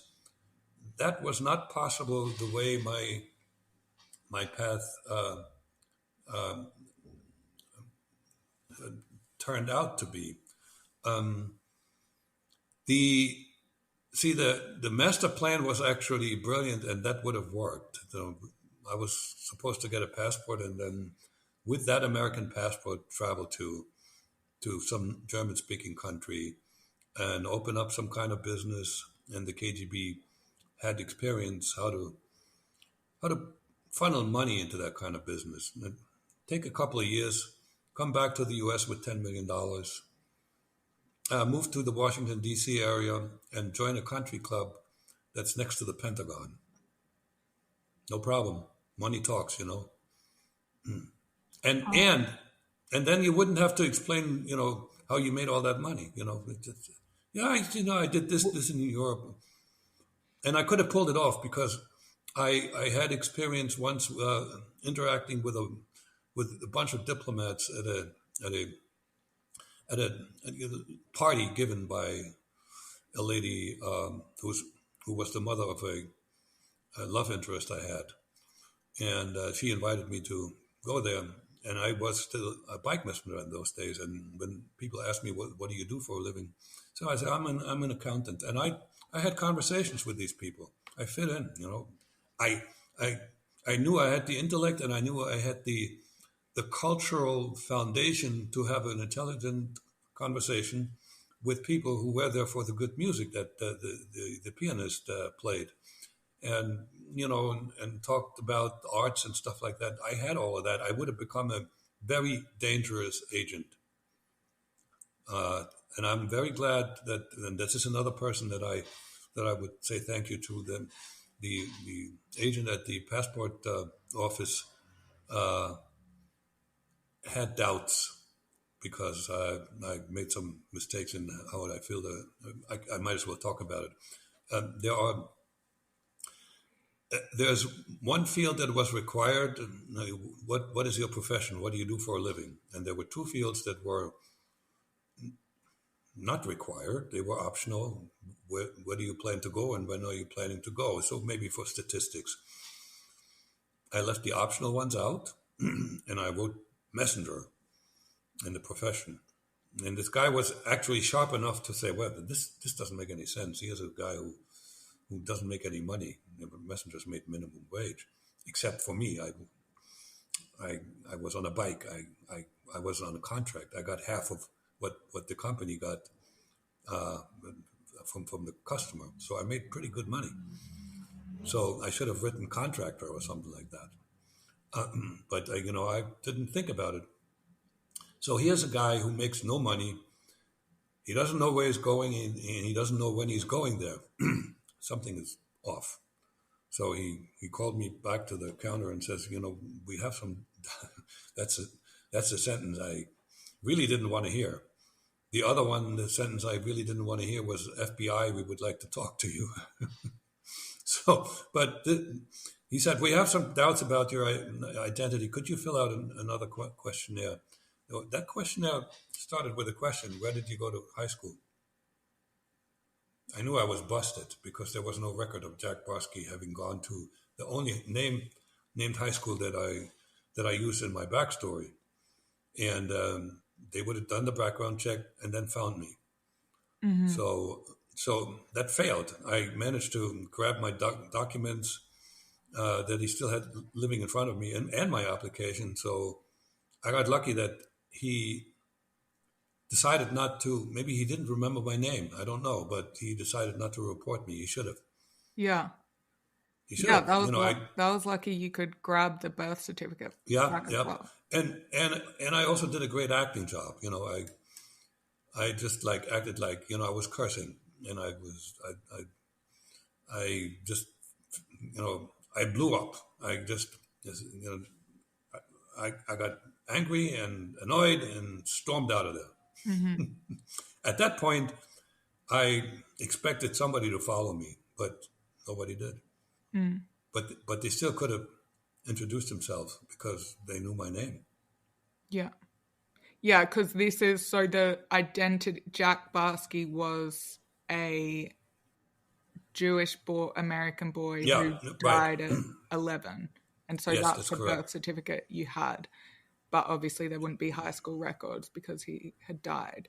There wouldn't be, but I was findable in the Social Security register and at the motor vehicles department because I had acquired these documents. Oh yeah, because that was your first task, was get the driver's license, get the Social Security, and that was right. So that was so lucky that you found out later that, yeah, for getting Social Security that late in life, Yeah, yeah. that they used to have a flag on it for anyone over Yeah. 30 applying for Social Security, check them out. But then the FBI dropped that like a couple of months before you did.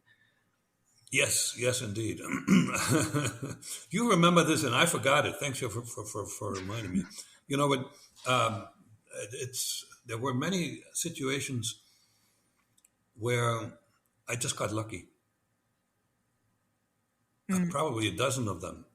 I haven't. I should actually, write them down. I have a document that I call Barsky's Life by the Numbers. That would be an interesting number to figure out. So, Mm. you still pull stuff out of me, and I'm still not tired. But I'm looking at the watch and at the clock.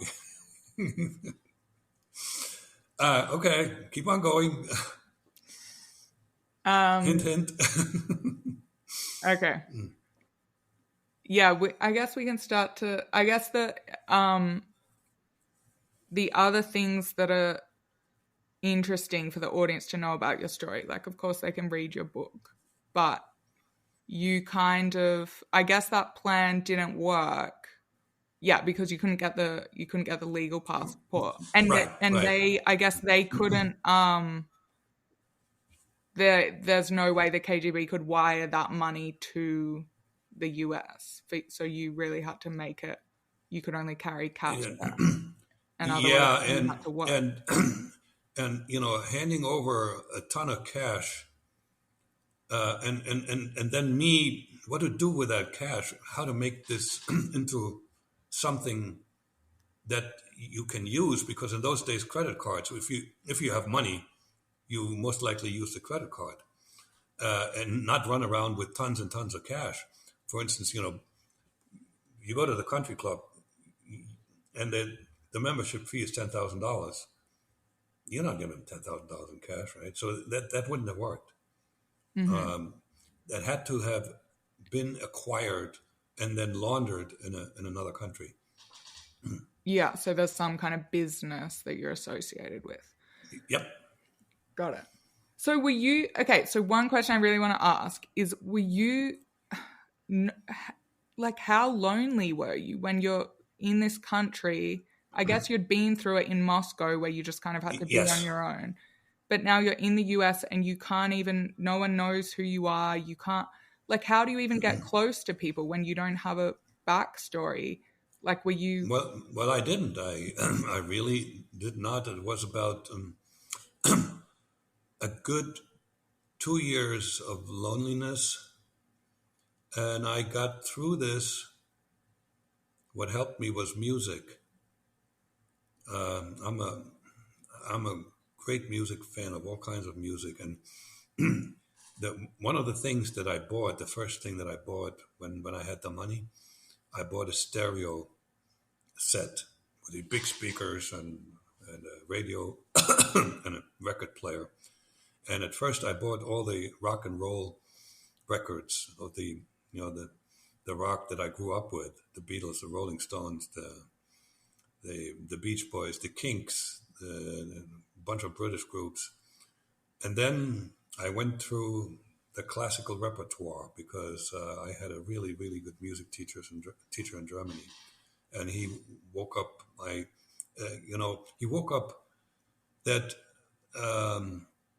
it might be a good idea to pursue classical music. So when I was alone, I played music. And I also watched quite a bit of television because that helped me, getting to know the United States better. So one thing the KGB should have done, they should have taped soap operas and given me soap operas to watch because they're more easier to real life than movies.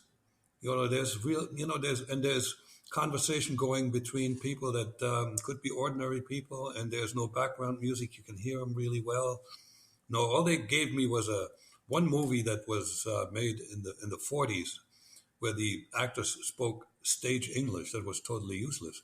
So, and there's one soap opera that when I had a chance, I watched regularly, and that was um, General Hospital. And General Hospital had a real interesting twist. They injected at one point a twin of one of the doctors who was actually a Russian spy. And that twin actually they murdered the the real doctor, and this look-alike took his place. So he was the real deal watching the fake deal. That was ironic. But, I managed to occupy myself. And at one point, I also spent a lot of time teaching I also spent a lot of time teaching myself how to type. Now, I didn't know why I did that. But, I had this idea that it was a good idea to learn to know how to type. Well, it came in handy. Now my keyboard, my fingers know no better than my eyes where the keys are. And I did this by copying an entire book, and it had nothing but biographies of famous composers. So I did that to spend time. And then I spent a lot of time teaching myself Spanish, because I had fallen in love with this Spanish lady who had indicated that she would come permanently and live in the United States. And I thought I would surprise her. Well, the lady didn't come, thank God. That would have been a real mess. And I still have quite a bit of Spanish left over in my head. I understand a lot of Spanish, and I can read a lot of Spanish. I can't speak it because I never practiced. So I found ways the same way I played a lot by myself when I was a child, because the weather was bad and the playmates weren't available, and there were no close by neighbors. So you were forced to be by yourself. What So I about your played brother? my what? Brother. Him and I were not cut from the same cloth. It's really weird. He was everything I was not, and vice versa. Um, he was not as bright. He didn't do well in school. He wasn't tall. He was somewhat misshapen. He had no neck, and he was not an athlete. So we had nothing in common. He was 3 years younger than me. My best friend was 1 year older than me. So no, there was nothing there. Occasionally, I convinced him to play soccer with me and him and his friend against me, but that was rare. Other than that, there was, I played board games by myself. I had teams that were competing with one another to get to the finish line. I read a lot of books. What I can read of Grimm's fairy tales, but also the Greek mythology and stuff like that. I read the history textbooks that we got 2 weeks before school started. I had them finished when school started. I was a fan of history, so and I even at one point read the encyclopedia, not look up words. I went page by page by page. So I was an avid reader and very curious, and knew how to spend time when you don't have company. Huh. And I guess that early period in the US, you had your German wife and you had the trips planned back. So I guess, and you were devoted Yes, to the mission. So you could kind of, you and had I never fell out of love with her. I really loved that woman. She was absolutely movie star like, gorgeous, and she had a great. When I met her, she had a great personality. That one slowly disappeared because she missed me, and one time she actually exploded in my face, and I just managed to tell her, give it another 2 years and I'll be back. Well, that's one of the things. It's the only things I very much regret, that I hurt this woman who I loved, and there's no excuse. There's only an explanation that I left her for somebody who needed me more, and it was not a woman. So at least there's some touch of morality behind that decision. It's not that I cheated on her that way. Mm-hmm. I didn't leave her for another woman. So yeah, so this is referring to the time when you ultimately decided to stay in the US. You were called back by the KGB. You ignored the warnings. Yes, it even got to when an agent came and said, "Come back to Russia or you're dead." Because they thought you had been, that the FBI was onto you. Did you ever find out if that was true or what was going on then? No, all I know is neither the FBI nor I came up with an educated guess. But I believe that somebody who had some credibility dropped the hint. I know that they thought not just me, but at least the other one who I knew was an illegal in the U.S., he was also called back.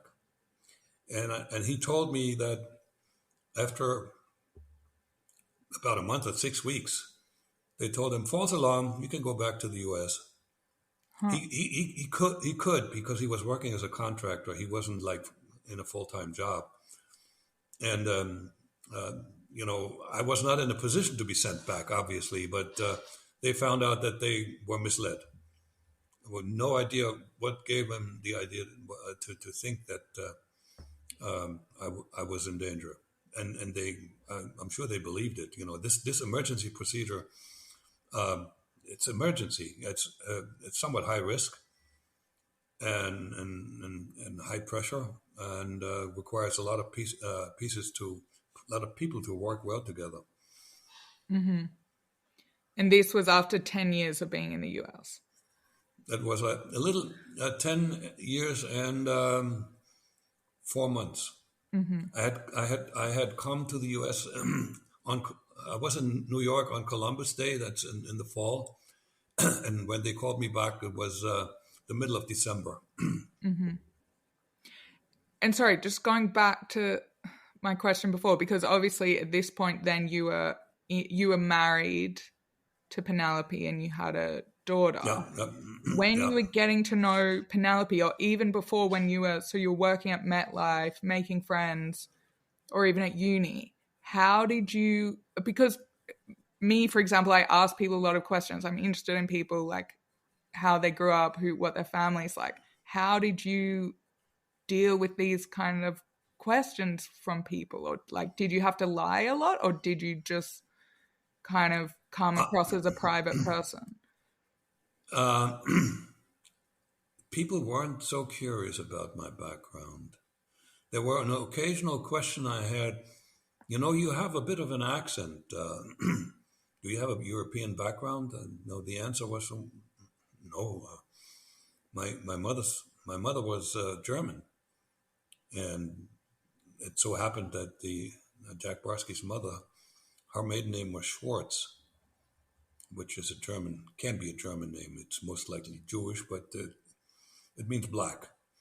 And that in New York, that that shut people up. They wouldn't dig any further. I mean, yeah, of course. In New York, if you thought you were an odd bird, there were a lot of people who were just as odd or more odd than you. But what if it was like, okay, we're watching the basketball, like, Jack, what basketball team do you go for?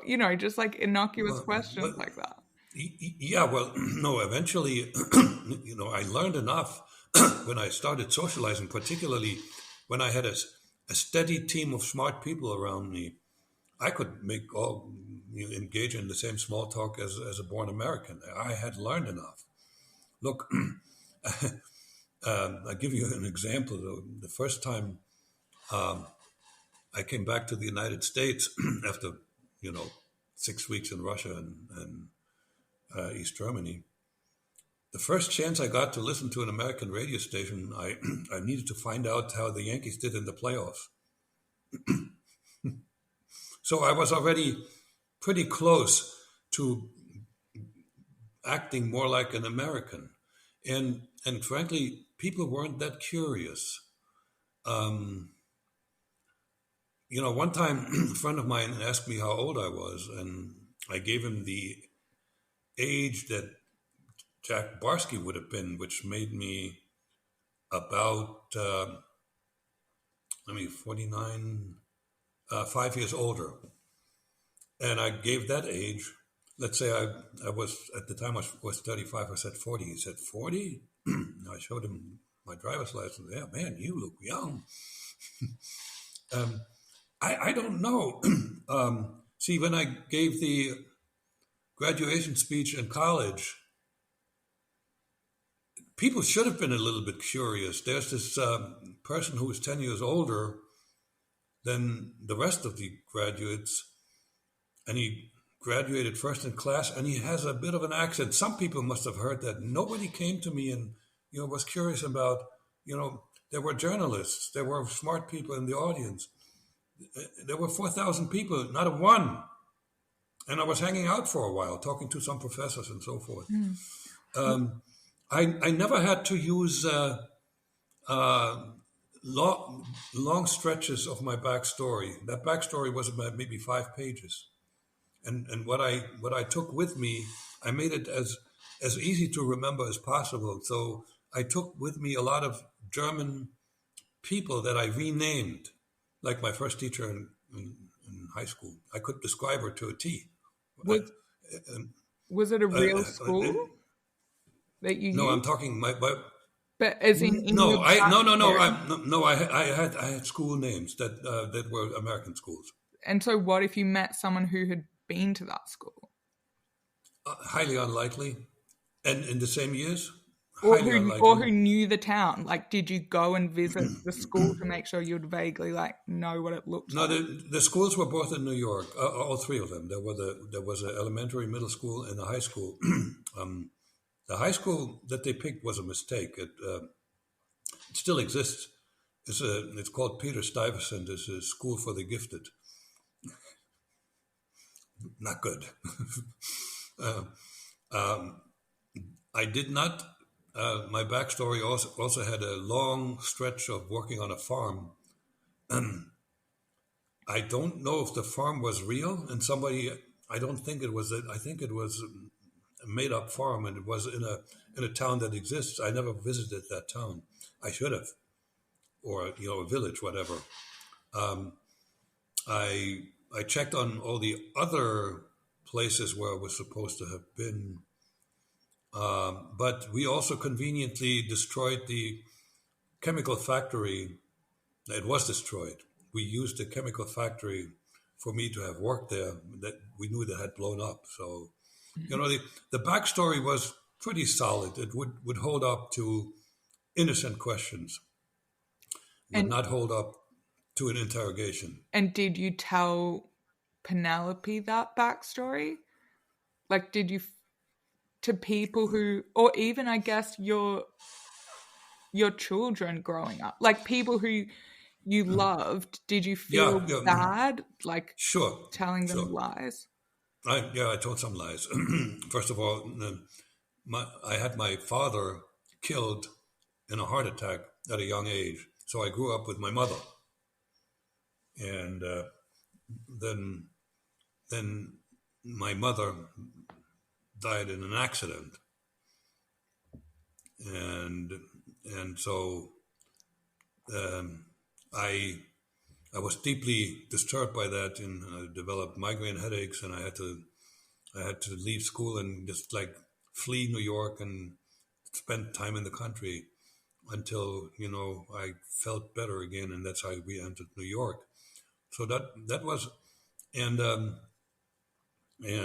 also with regard to pictures from the past, the apartment that I grew up in with my mother caught fire. All the pictures were destroyed, and had I was in no mood to have others taken. So there was a lot of good thought behind that story. You had to anticipate questions that would be natural and come up. And once I shared that sob story, people sort of didn't feel like digging any further because it was a story of a lot of misery in childhood and misery, as a young man, and then starting over. And I told people that I came back and I started as a bike messenger, and I told them the truth that I just entered life 10 years later than everybody else, and they admired me for that. Mm-hmm. Okay, so how it kind of ends is so you get the message to come back, and at this point you have an 18-month-year-old Chelsea, and Yes. you are kind of weighing up the pros and cons because you're still in love with this woman in Germany and you have a son there, but you feel like this child really needs you because her mother as well was illegal and you had helped her get legal status. Well, she was legal at the time. She had a passport. Okay, Because but you'd been married, because you'd married her, and her mother had only 4 years of schooling. She knew how to read and write and knew not much else. Chelsea would have grown up in poverty. No, but let me tell you something. The logic that she needed me, and more than my son needed me because he had good family support in Germany, didn't force me to make that decision. Because there was obviously danger that if I stay, I go to jail, and then I'm no good for Chelsea either, right? As a matter of fact, it might even be worse for her.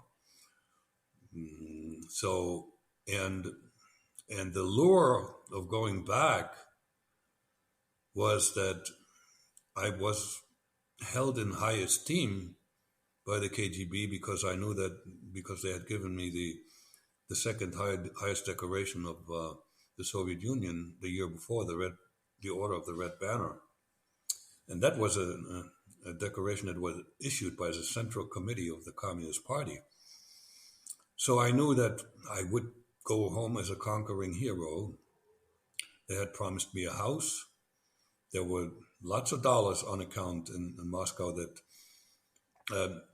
they paid me $500 a month while I was in the U.S., and that added up over time. I didn't need the money. I did not need any money. I made it. Once I was a bike messenger, I was able to live on my own. They also refunded me medical expenses and rent and 50% of my car expenses. So, there were, I don't know how many, but thousands of dollars, but it was closer to 100,000 than to 50,000. And I knew that money would be mine. They would give it to me. My God, that was a fortune. And I knew that I would still live as an agent because they told me so. They said, when you come back, we're going to use you again because, you can do like short assignments, courier, or, going to try to recruit somebody, or spend a few months running an agent, that kind of stuff. But going back and forth and having my cake and eating it too, having my family and still, having access to the West and living that adventurous life. So I couldn't make up my mind. It was literally 50-50. And I have found throughout my life that when I have a decision to make that is of that significance, the approach to be logical and do right the pluses on the left hand side and the minuses on the right hand side and then even maybe attach weights to them, then add it all up, and whoever wins, that's what I'm going with. Every time I do that, I throw it away and I go with my instinct. So this is what happened. So when they finally forced me, they finally knew that I knew that the emergency procedure was in order. They had for a while they didn't know because I could have been in a hospital. The radio could have been broken, or something really bad could have happened to me or with me. But when the fellow approached me and talked to me, then he knew that I knew, and so now I had to make a decision, and I still didn't know what to do. Then they called me to a dead drop operation to get money and a passport, and then take the money and travel to Canada, Ottawa, and ring the bell at the Soviet embassy, and they would have found a way to get me out of that country. So I decided to go and pick up the oil can because that was not a decision yet. It was just I could keep the money, right, and throw away the passport. So, and this is where it gets really interesting. This was a unusual dead drop operation because the ones that we had done before were all in daylight, and they were all daylight, in mid afternoon. This one was not. They called it for the night. It was a spot in a park on Staten Island, which is on an island outside of Manhattan. On Staten Island, that spot, I had found it.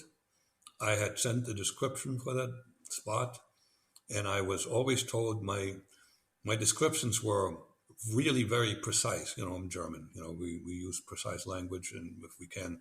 Now, I think I didn't write that in German, but it doesn't matter. So, and I was actually praised, and some other trainees were given my descriptions as an example. This is how you must describe something so we can find it. I knew where it was.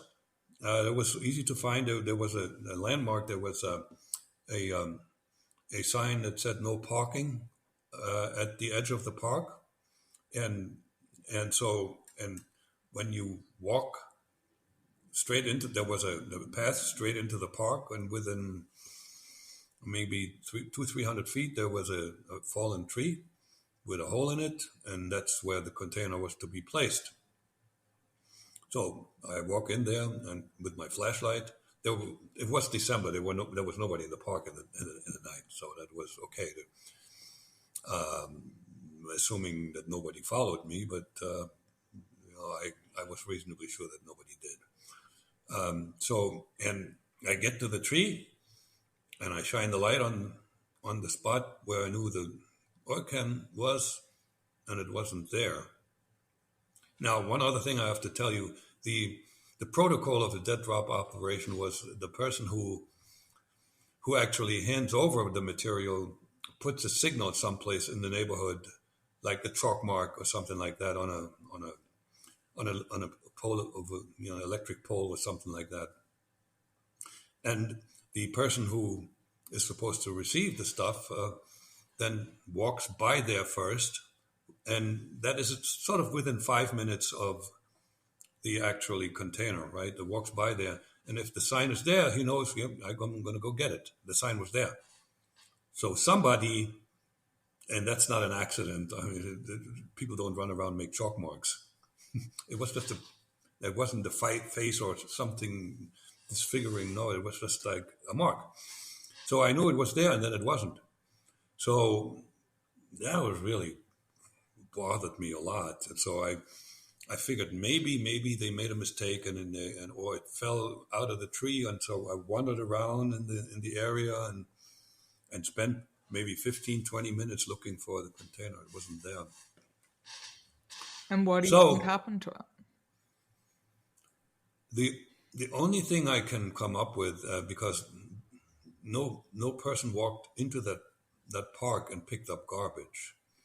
The only thing I could come up with is that the agent took the money for himself. And what about the passport? Well, he threw it away. What, the agent who dropped it off? Yeah. But why would he? Couldn't he then get in trouble? Or Get in trouble? Okay. No, he would tell him your operation succeeded, and all of a sudden, yeah, you're right. I think that was too risky. So now the only explanation I have as a Christian is that God made it disappear. I'm sorry. I'm sure there may be another explanation, but I can't come up with one. Yeah, you're right. Your doubts about the agent doing that. The agent who brought the money that was my savings to my German family, they got some, but they didn't get all of it. He could have taken some because they didn't know how much it was. But this guy, yeah, if I appear again in New York somehow, accidentally they see me, or if they actually check on it and see if I'm still working there, this guy is dead meat. He probably spends the rest of his life in jail or might even get executed. So yeah, that was too high risk. They were smart enough not to do that. But here's the moment of decision when I didn't make a decision. My gut made a decision, or my brain went on autopilot, or it was the Holy Spirit. Whatever explanation you want to find out, it was not logic, and it wasn't thinking. I wasn't thinking about it as I walk out of that park. The spontaneous thought popped into my head that says, "I'm staying," and that was it. And I have many occasions, almost on a daily basis, that my mind is operating independently. I'm not pursuing something, and it shows up. Now, there is some scientific evidence. There are secular writings by people who study brains, psychologists and neurologists and so forth, that will state that the brain and the mind are not identical. The brain is a computer and the mind is a decision maker. And what that is and where that is situated, who knows? And we understand very little about how the brain works. Imagine it has so many more connections, trillions of connections, than the fastest supercomputer has elements in it, so to speak, or pieces of information. It's just amazing what is stored in that small space of ours. yeah, And now mine is full. What's your name again? Delia.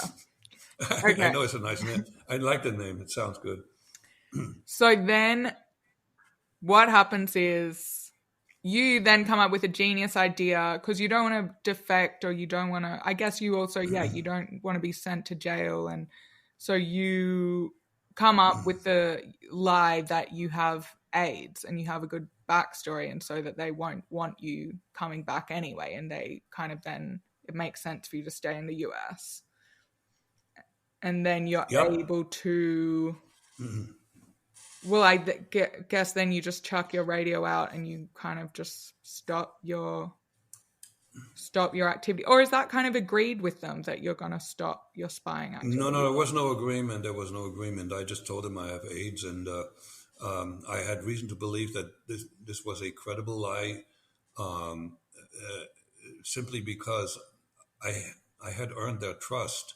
And they had I knew that they knew only about my life in the United States what I told them, because it was absolutely forbidden for an active agent to be anywhere near me or inquire about me or do research about me, because they were known or at least suspected to be KGB agents, and that would endanger my existence. So, for instance, when I gave the graduation speech at Madison Square Garden, they didn't know about that. So they really did not check on me.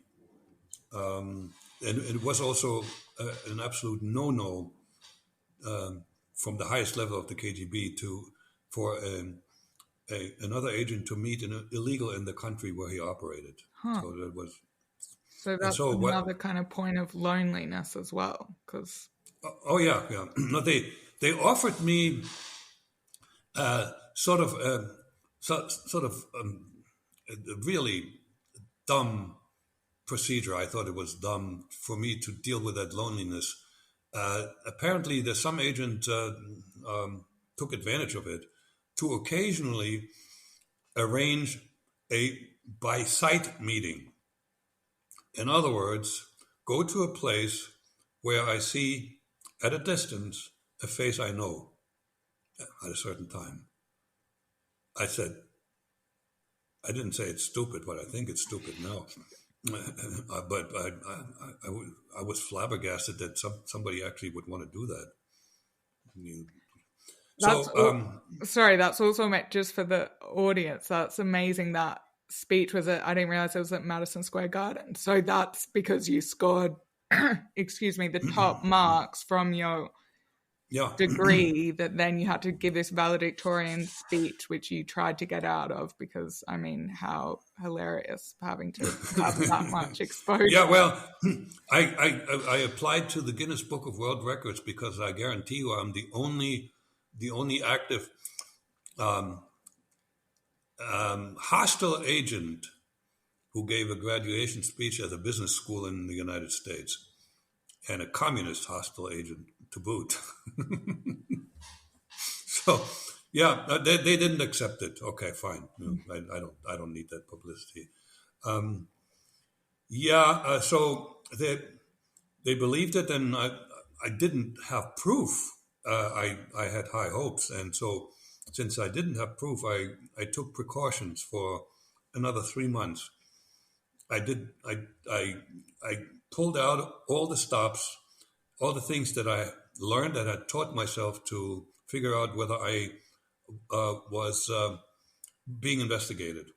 Like, for instance, sending myself a letter from a fictitious address and not gluing the entire envelope, like leaving a little piece, maybe an inch unglued. And I was taught in Moscow.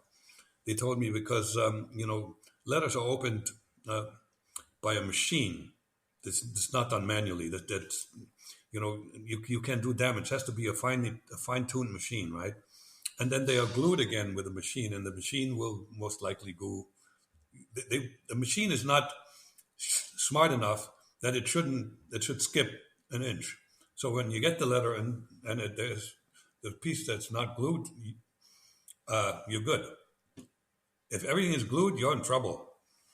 And I was very good at surveillance detection. I was, again, a lot of the things I've done in life, I did really, really well. I was told I was one of the best students of the fellow who taught me this. And so I did that, and I was quite certain that the FBI was not on my heels. I wasn't certain that the KGB would believe my lie. So I made sure that the only thing that I was able to do, since I stayed to support Chelsea and her mother, I couldn't just run. I had to stay where I was and keep my job. So I made the only thing I had at my disposal was that to make sure that I'm not that. Oh, wait. Yeah, it's working again, and what it did, you probably saw the message. It saved the recording and Yeah. that's the limit. See, have you had that experience before? Oh, was that the limit? 3 hours? 2 or Yeah, 3 hours? Oh, no, yeah. I haven't. This Okay, is the so longest one I've gone. I've done. I broke the record because, and this is nothing new to me. There's people who interview either go over the original plan or they wish they had more time. And you only scratch the surface here, but there were a lot of really really good things in that interview. I think I got to move you into the top three now. Or Great. the best, or how about the best, the number one female interviewer? That you are without a doubt. Amazing. So do I have to finish where I started off? Yeah, so we're Okay. talking about. Yeah, I know what it was.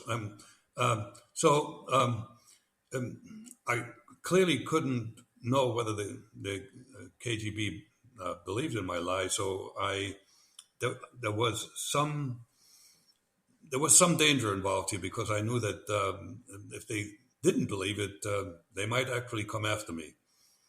And so the only thing I had at my disposal, I couldn't run. I couldn't leave Chelsea and her mother because I stayed there to support them. So I had to stay in the apartment and I had to go to work. There was no change, but I changed my routine, how I went to work every morning, and also how I came back.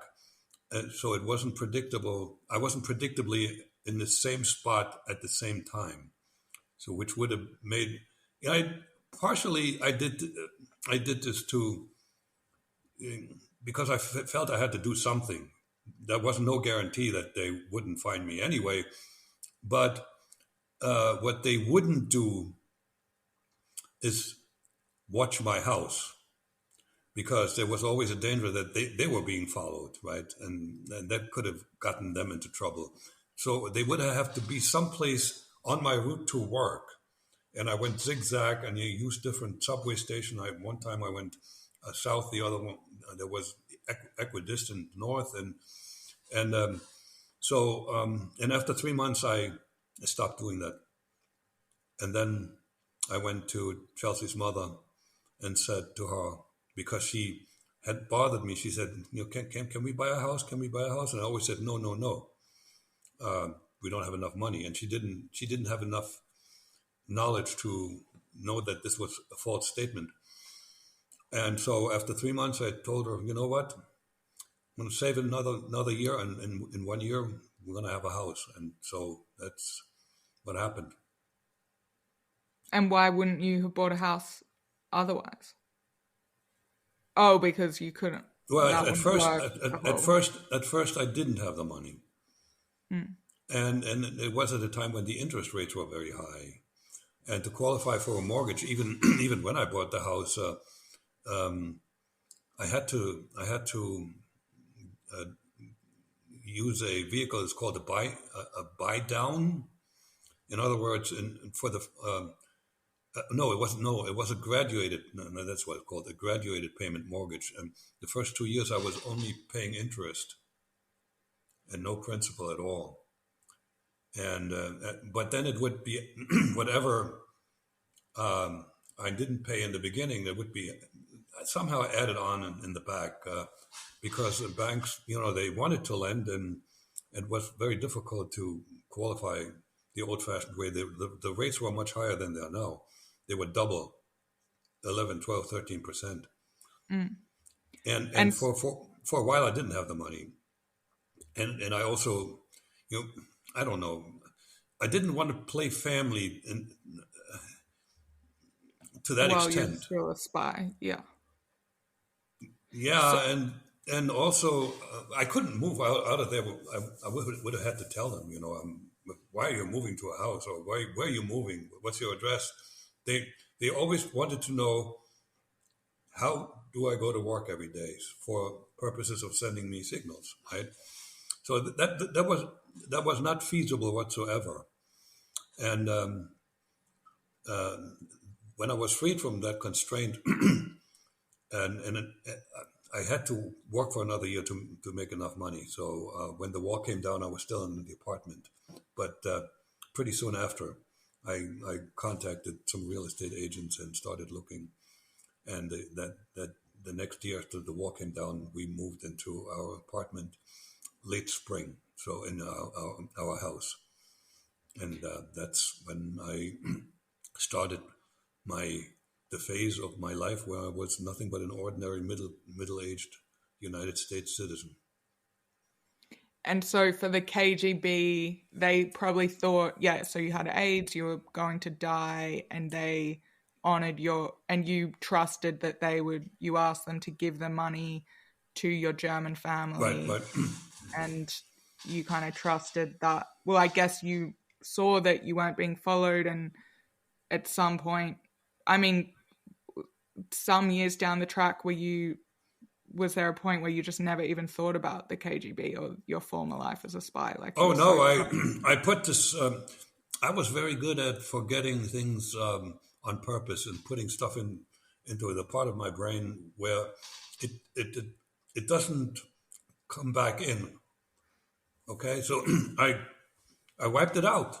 Okay, in the same way when I went back to Germany, I acted like a German, and then I came to the U.S. and I was, I'm pretty good at compartmentalizing my brain in such a way that it isn't it's not highly connected, and so I just really forgot this, didn't think about it anymore at all. I want to correct one thing. In 1988, AIDS was a death sentence. You would die from it. There was no cure. There was no life enhancing medication you could take. So they actually went to my family and told me that I passed away. Hmm. Yep. And my interestingly enough, my German wife never believed it, but she had no reason not to believe it. So Yeah, I because found out. she knew I'm sorry. she knew you were a spy. She did. Yeah, She did, and maybe she had reason. She thought, because the KGB just made me so secret that they made me disappear. Who knows? That's a possibility. But but the one thing I know all of this for a fact because my son, with whom I reconnected as an adult, when he was an adult, he told me how he experienced it and what happened, and he told me that they handed my Gerlinde, the German wife, the Order of the Red Banner. She still has it, and Matthias will inherit it, and maybe I get it. So and they gave Gerlinde some money, and that was the end of. They had taken good care of her. They were very nice to my family.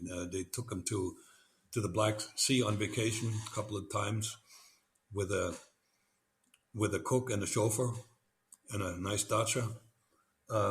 There's some things I can talk about in this interview that are not in the book because the book is like I only tell things from my perspective. I cannot talk about how my mother kept on searching for me and even writing a letter to President Gorbachev to help find me because my backstory to her was that I had changed professions again and I was back into chemistry and I was working in a top secret uh, facility in Kazakhstan to do space research. yeah. That's So the most.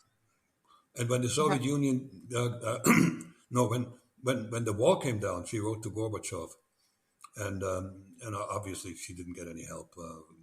There was no there was no attempt made to even look for me because they know if it wound up with the KGB, they knew I was dead, and so they didn't want to deal with my mother. That's the most heartbreaking part of the story for me is that your mum never, never knew what happened to you because obviously, you were able to reconnect with your son, you haven't reconnected with Gerlinda, but she knows that you're I, alive, but for your I, s- mum to... I spoke with her once on the telephone Okay. for about an hour and a half, and she spent the first hour uh, berating me, Abusing you. and I was ready to listen as long as I can because she deserved this to blow off the anger that she felt at having been abandoned, and and and then she she turned really nice because I shared with her that this life that I led also left quite a bit of damage in me. I had that split personality, and I didn't feel so good about myself being self. And she said, I remember, said, so maybe I can help you with that. But then we hung up, and she changed her mind, and she told her son that she forbade his Matthias to have contact with me, which she had no right to do, and so he we still have contact. He calls me dad. We have a good relationship. He understands. I shared with him the logic when he showed up when in my life, and he understood the logic that I picked Chelsea over him. At that time, I wasn't really as in touch with my feelings as I'm now. So I know that feelings won big time over logic. And so, yeah, that's that's how it looked from on the other side. I have one thing to say about my mother. I feel more guilty about Gerlinda, and it's not, you know, an explanation to explain the pain away. Uh, I had no intention to inflict pain on my mother, and I'm sad about it too. But she had something to do with my behavior. If we had had an emotional relationship, like, a mother son relationship, it would have been very hard for me to say, I'm out of here. I'm going to lie to you. I'm joining the KGB. I don't care whether, love me or not.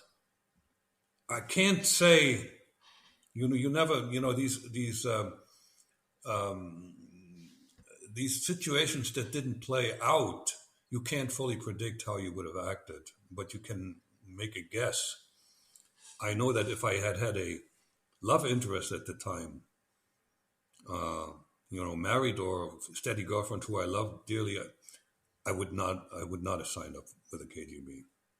When they made me the offer, I was in a position to say no without being damaged, because you don't force somebody into that kind of work. That first chance they get, they defect.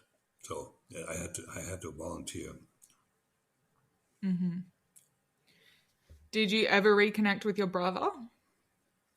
Uh, I tried to, and he wrote me a really nasty letter back. Back. I'm sorry. Um, and he wants nothing to do with me, and I do know pretty. I'm pretty sure where that comes from, because he gave an interview to a television crew of Der Spiegel. They have a TV channel, and the interview was took place at the grave of my mother, and the the news reporter that shot that interview also managed to photograph a lot of pictures that have me in them when I was younger. And there's one picture. He has it shows my brother where he's pushing our very sick mother. She had Parkinson's. That's a nasty illness that you suffer from a long time before you go. And he took care of her, and I understand. I was the golden boy. I couldn't do wrong. My mother bragged about me like, I was the one who was going to be a professor. I had nothing but good grades, and he didn't.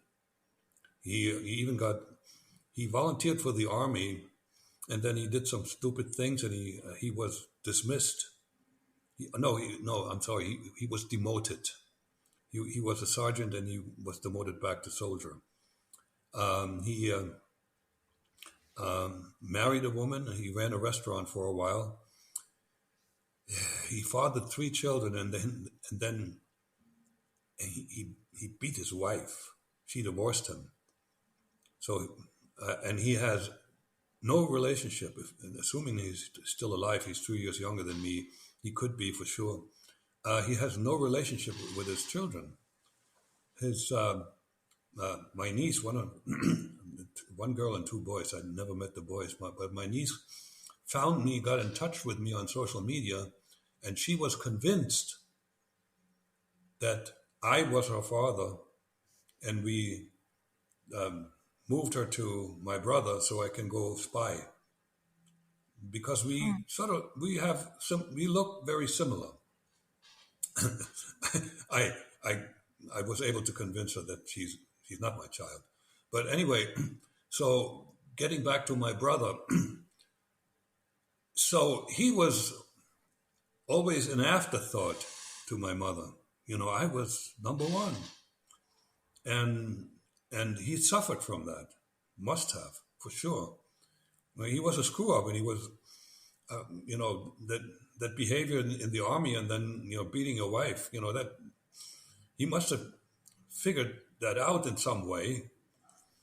And here he was, taking care for several years of our aging and debilitated mother. And I had betrayed her. And he was doing all the work that I was supposed to do. So he got really angry with me. I understand that emotion. I wanted to just meet him because, he's my brother. We would never be able to develop a brother-brother relationship because we just don't have much in common. And so that's the story. I don't know how that happens. The same genes. Mm. It is quite sweet, the one story with your mum, how because I guess you tell her that you're not becoming a professor, you're working as some kind of diplomat, and she knows you're in Moscow, and she says she's coming to visit, and then you kind of have to have this whole, fake story of what you're doing there, and she asks for a photo when you're with your handler, which is kind of totally against the rules that it's. Oh, it was against the rules, He wins, but he couldn't help. He couldn't help himself. He could not say no. I'm not going to do it. We also kept her very busy. She was there with her second husband, and there's a lot to see in Moscow. And I don't know how many days they had, maybe 3, but we were always with them, and we went to all kinds of different places, and we had access, privileged access, and we kept her so busy that she never, when she asked to, see my apartment, I told her that it's being renovated, and they moved me to a hotel. So I met her in the hotel lobby and showed her my nice hotel room, and she never had the idea to ask me to visit the embassy. Colleagues. I don't know if we were prepared for that request, but I would have made up something on the side. You know what? It is. People don't. My boss doesn't like it. He doesn't want to have private people in the embassy that may create too much traffic. So I just came up with that excuse. Mm-hmm. I'm very good at lying. And so was that the last time you saw her? Correct. Yeah. And so do you feel sad that she must have spent all those years wondering about you? I honestly must answer this. No, I don't have any more sad feelings in me. It's over. I buried that. That may sound cruel, but I can't change the past. I can only do better in the present and in the future. And that's what I'm focused on. Mm-hmm. So I guess just to wrap up, the story of how the FBI, how you ended up then being discovered by the FBI Yeah, well, is pretty funny. Because I get, so they were kind of following you for some years and then they ended up bugging your house. yeah, And in yeah. an argument, you admitted that you'd been a spy. Right. I think the investigation took them 3 years because all they knew was that I was an illegal and that I had integrated very well in American society. I had survived in, as an undercover, so to speak, for almost 19 years. And that meant I was a highly trained agent. So if I was still active and they got too close to me, they expected me to find out and run. So they looked at me from a distance. Joe Riley, the lead agent, spent quite some time on a hill across the street, about maybe anywhere between a quarter and a half a mile away from the house, with binoculars, and watched me. And just by watching me, he came to the conclusion that I loved my children and there was some tension between me and my wife. But then something happened. My wife went to she had a chance to go to England, and I have not. She went to visit her uncle in England, and immediately, like, the alarm bells went on in the FBI headquarters, because I was the number one espionage case for the time they were looking into me, and they figured, man, this is how the KGB operated. To find an illegal find himself a partner from a third country, and they didn't know anything about Penelope at all. So MI5 followed her all the way during a week in London, where nothing happened. Anyway, so then they had an opportunity. Well, first of all, the one thing that they did, and that Joe Riley complained about a lot, they routinely went through my garbage. So let's say garbage pickup is on Monday. Sunday night, somebody would sneak into our driveway and replace the can that had the garbage in with a like-looking can, and that had enough material in it so as to not alert the garbage collectors that something was off. And then they put the can with the junk in front of Joe Riley's garage. And see, I couldn't write that in the book either, because that's what he experienced. and he and my son was still in diapers, and in the summer he had to go through that garbage. The pleasures of being in counterintelligence, right? And one time we made a trip to Canada. Apparently, they noticed, we packed bags, and we got everybody in the vehicle. They knew that I would be gone for a while. Because this So was when they'd even bought the house next door to yours, right?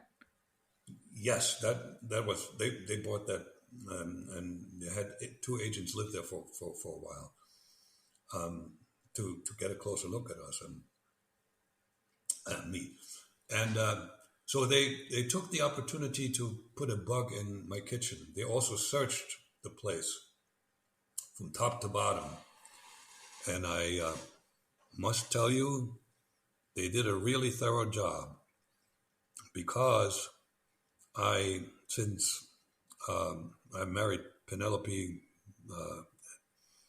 like cold, she never got an engagement ring. So I figured I would make up for this, and I stashed away money when I could, $100 bills, maybe though, I don't know, maybe I had $1,200 that I put. Um, had finished the basement, and there was drywall. You know what drywall is? And I don't know if Europeans know what drywall is. When there's studs and you got this you know, sort of like a cardboard wall, but thicker and stronger.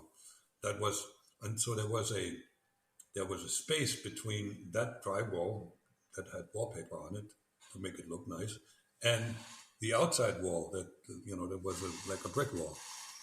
And I had attached to that the money, put in an envelope and attached it with a couple of thumbtacks to one of those wooden studs, so you couldn't see it. You would have to actually, it was not visible. You would have to actually reach in and see if there's something there. And they found it. And so that raised another alarm bell or two. They thought maybe there was emergency money. So at that point, they were still not, they still didn't know what to do.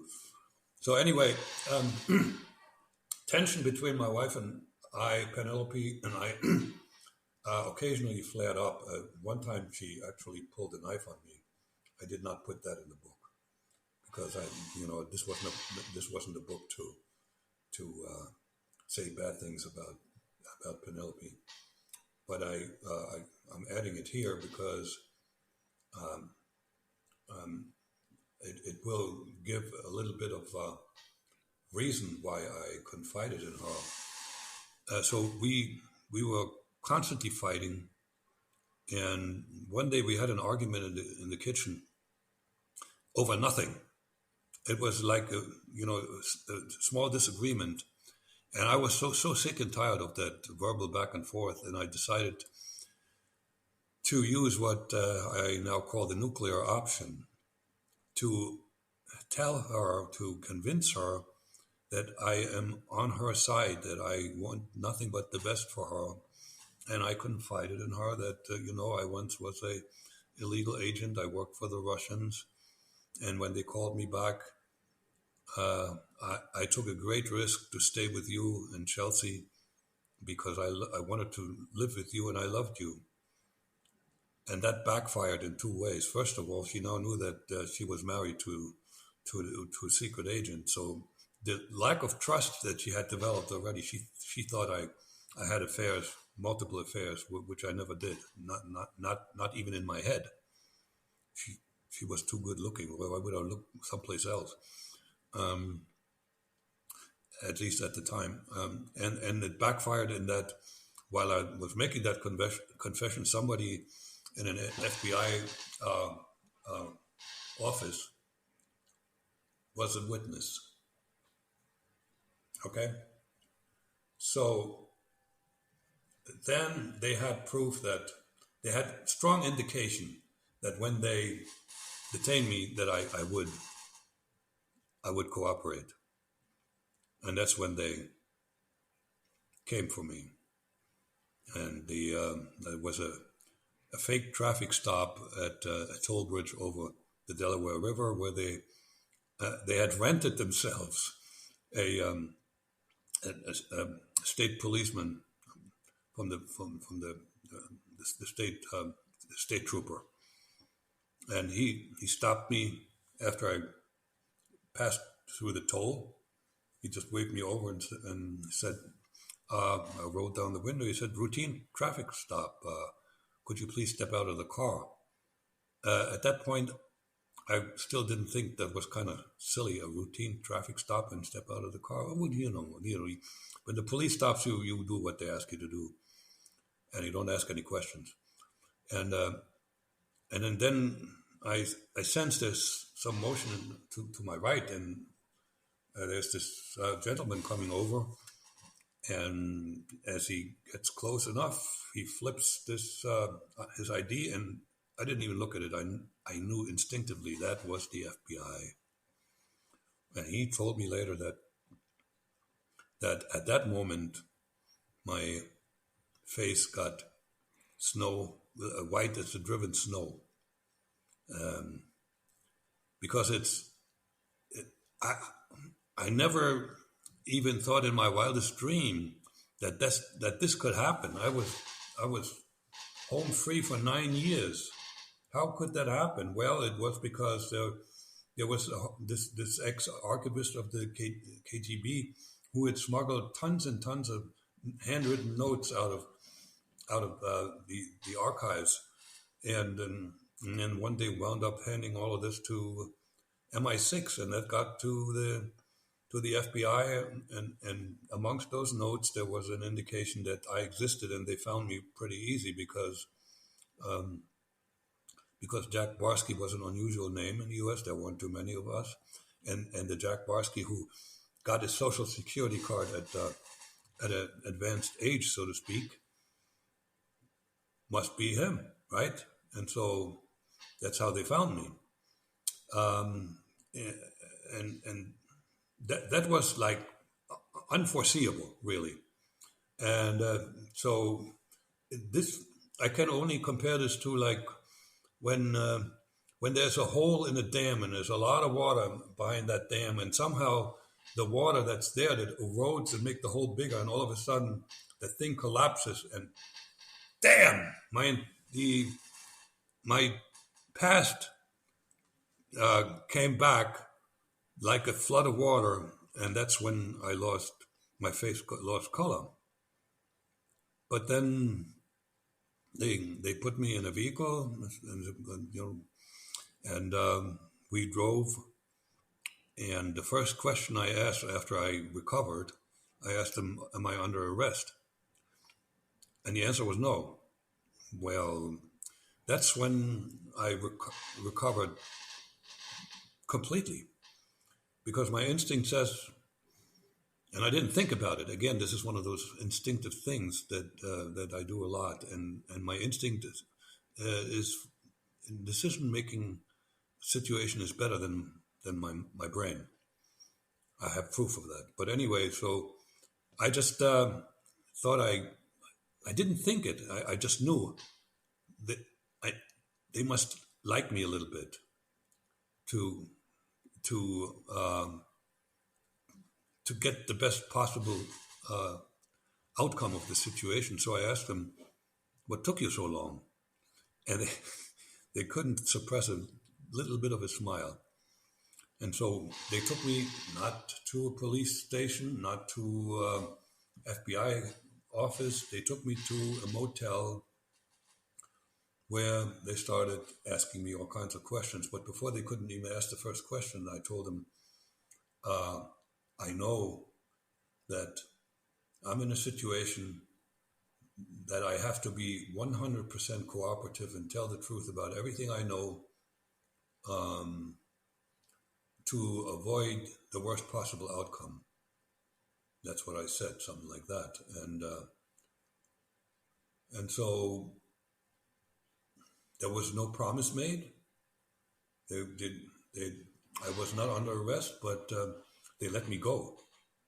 They let me, after I telephoned Penelope that I would be late coming home from work because of some emergency.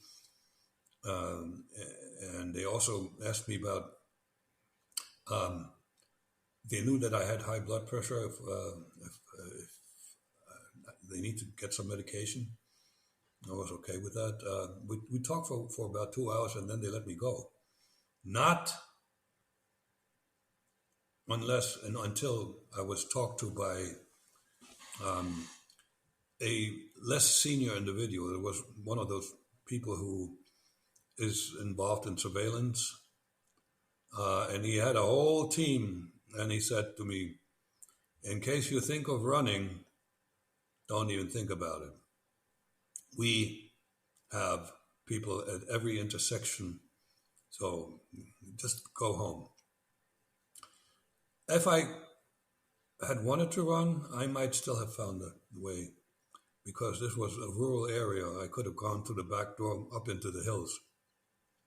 They weren't everywhere, but so they knew the risk was very low, and so then we spent 6 weeks of once a week or twice a week of debriefing, and they asked. This was Joe Riley who did this. He asked me every single question. He asked a whole lot more questions than you did. Let's put it this way: every detail.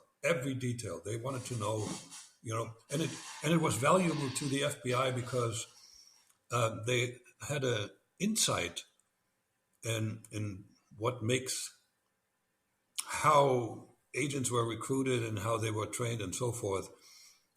Even though the Soviet Union did not exist anymore, the KGB did not exist anymore, but the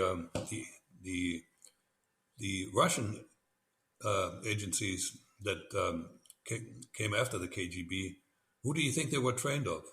They learned the same stuff from old KGB guys, right? So it was valuable information, and so after 6 weeks and after passing a lie detector test, I was told.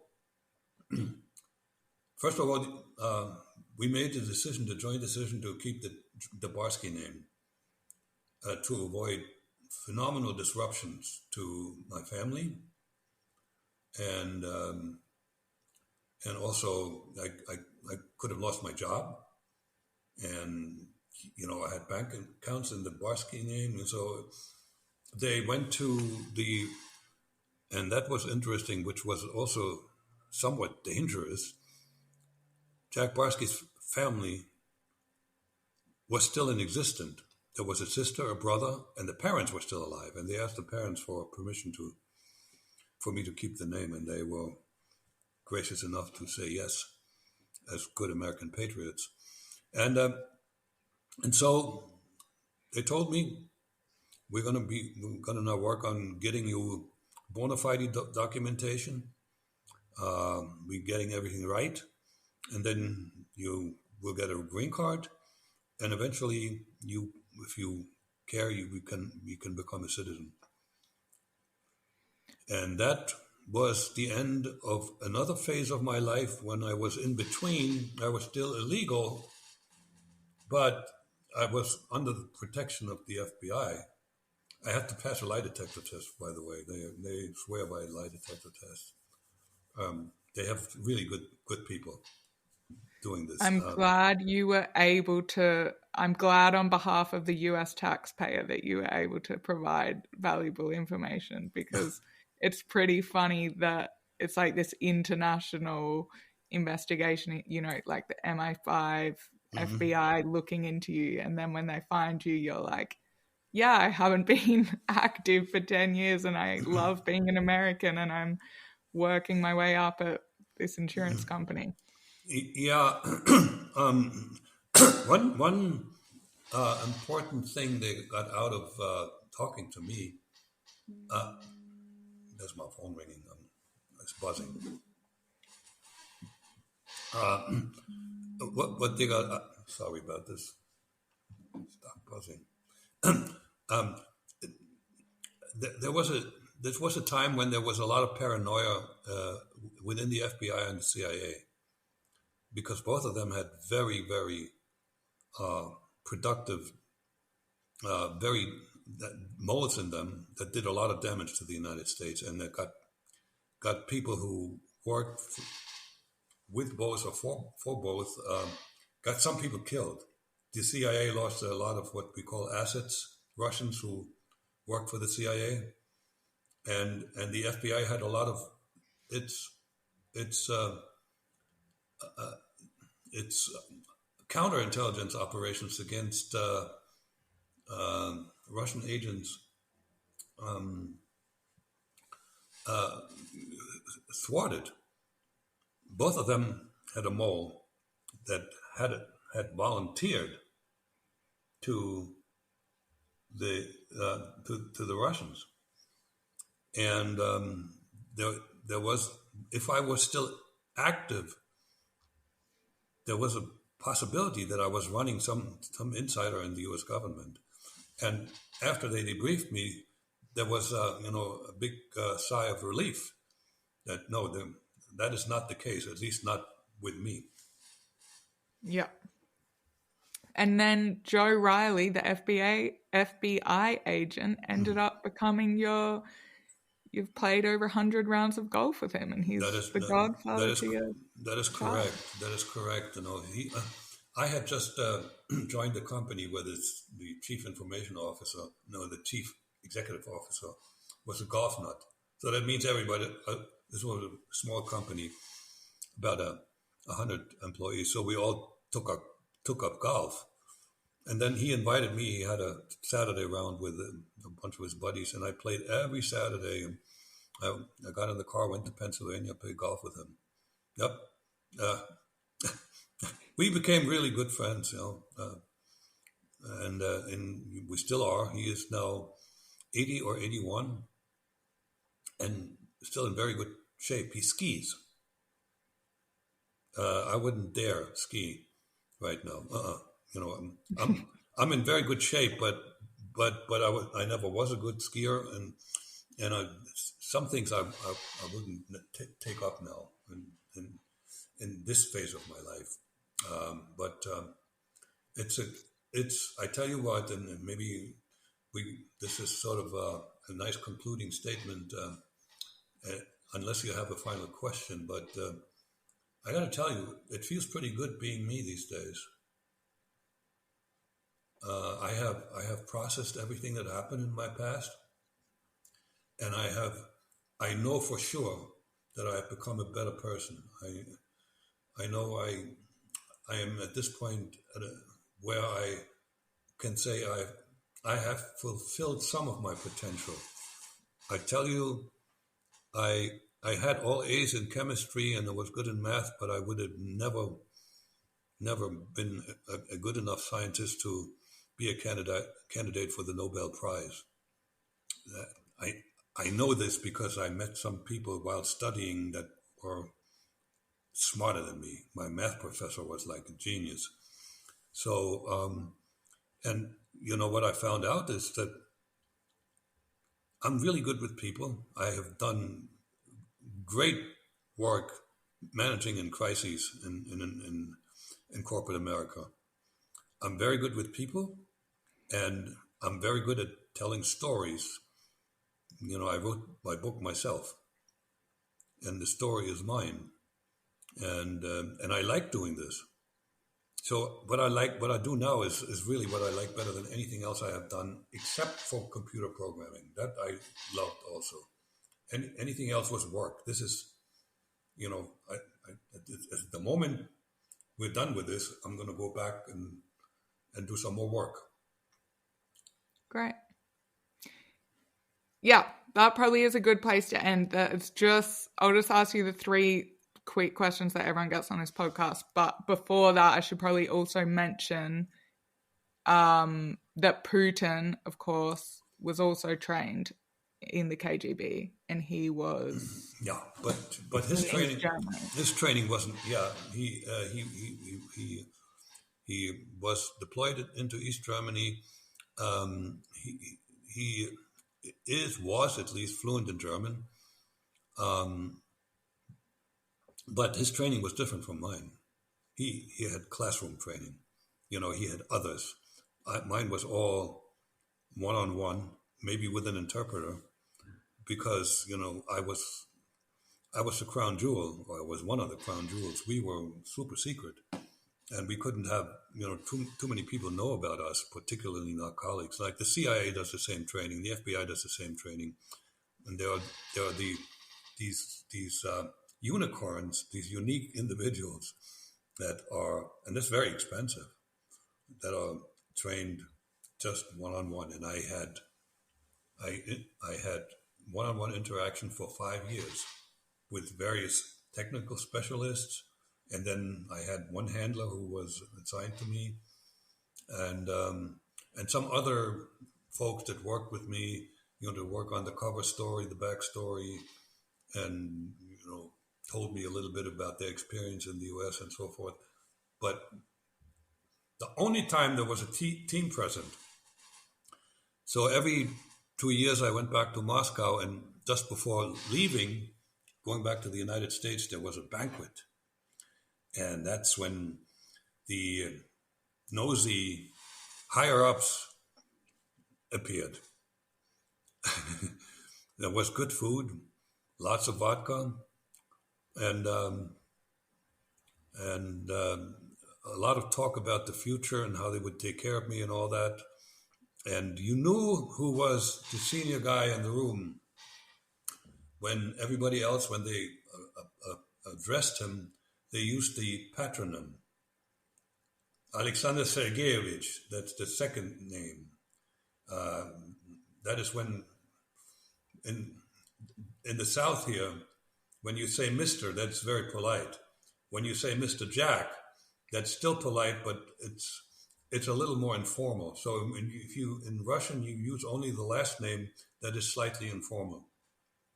Tovarish Petrchenko, that is, you need to put, the highest respect you pay is by using the second name. So I knew I had some high-level people, possibly the heads of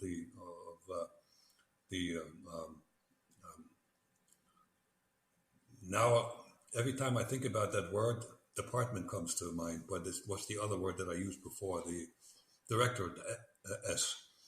Most likely, because they wanted to steal. They wanted to see their prized agents, right? Yeah, but you never came across Putin in that time. No. When Putin was deployed to Germany, I was already in the U.S. Okay. Can I ask the last 3 questions? 3? That's super quick. And then it's going to be 4? No, Go it's 3. ahead. Okay. What do you do to stay grounded? What do I do to stay grounded? I'm so aware of every time I screw up, that keeps me on the ground. Like, for instance, I go out and give a presentation, and none of them are without a flaw. But in most cases, I'm the only one who knows that I messed up. Or there's sometimes interviews. Today I'm in pretty good shape. I had a few stumbles, but not too many. Sometimes I give interviews when when the feedback is really good, but I know I was really bad. So I'm very open to. I always was to open. I'm very open to acknowledge my own weaknesses, and I'm reminded of those weaknesses sort of on a daily basis. And I talk a lot with other people, and I want to make sure that they know that I'm not Superman. I want to be, I just want to be real. And real means everybody has weaknesses. And, people who are not grounded are fooling themselves. And again, as a Christian, there's a higher power that humbles me greatly. So that's the answer to that question. Number 2. Is there a book that has had a big impact on your life? I did not mention. I probably didn't mention. I mentioned that in the other podcast. I read.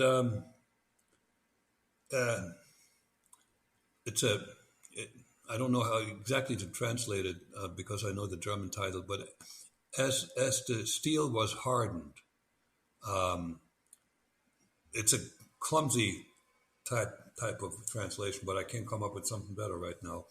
That was written by a fellow named Ostrovsky, a Russian. and it was a story about the revolutionary times and World War One and orphans living in an orphanage, and how party members and teachers molded these young people who lost their parents into functioning, believing communist members of society. It was very well written, and it had an. I read this book when when I was a teenager. I, it, I don't know. I think I pulled it out of a library. I don't think that was required reading in a class, and that made a big impact on me. There were others, but this one, it touched my my emotions. And there was a TV series, um, um, The Life of, and now I forget the first name. There was a Rush. I watched that in Moscow. Maxime, The Life of Maxime. Maxime was a street urchin who, ran around and lived a happy life. Who met a woman who was a flaming revolutionary, and he fell in love and he became a revolutionary. And and so there's several um, parts of the series where he works his way up and does all kinds of wonderful things. And there's great Russian folklore, folk music that was so well made. It impressed me greatly. I rewatched it lately because I just wanted to see uh, what had this big influence on me. And I'm still saying it was very well made. Russians are much better at expressing feelings than Germans, for instance, or Americans, for that matter. And the Russian nation is a very romantic nation. So these two things really, I added the TV series because that continued that positive influence on me, and I liked, and I still like the Russian people. I just have a great dislike for every version of the Russian state since Russia started becoming a nation. Okay, last question. What three words describe the best version of you?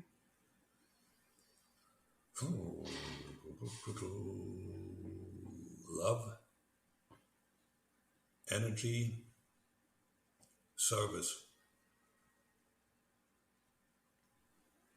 That is the question nobody ever asked me before either. Amazing. That's it. Thanks so much for chatting, Jack.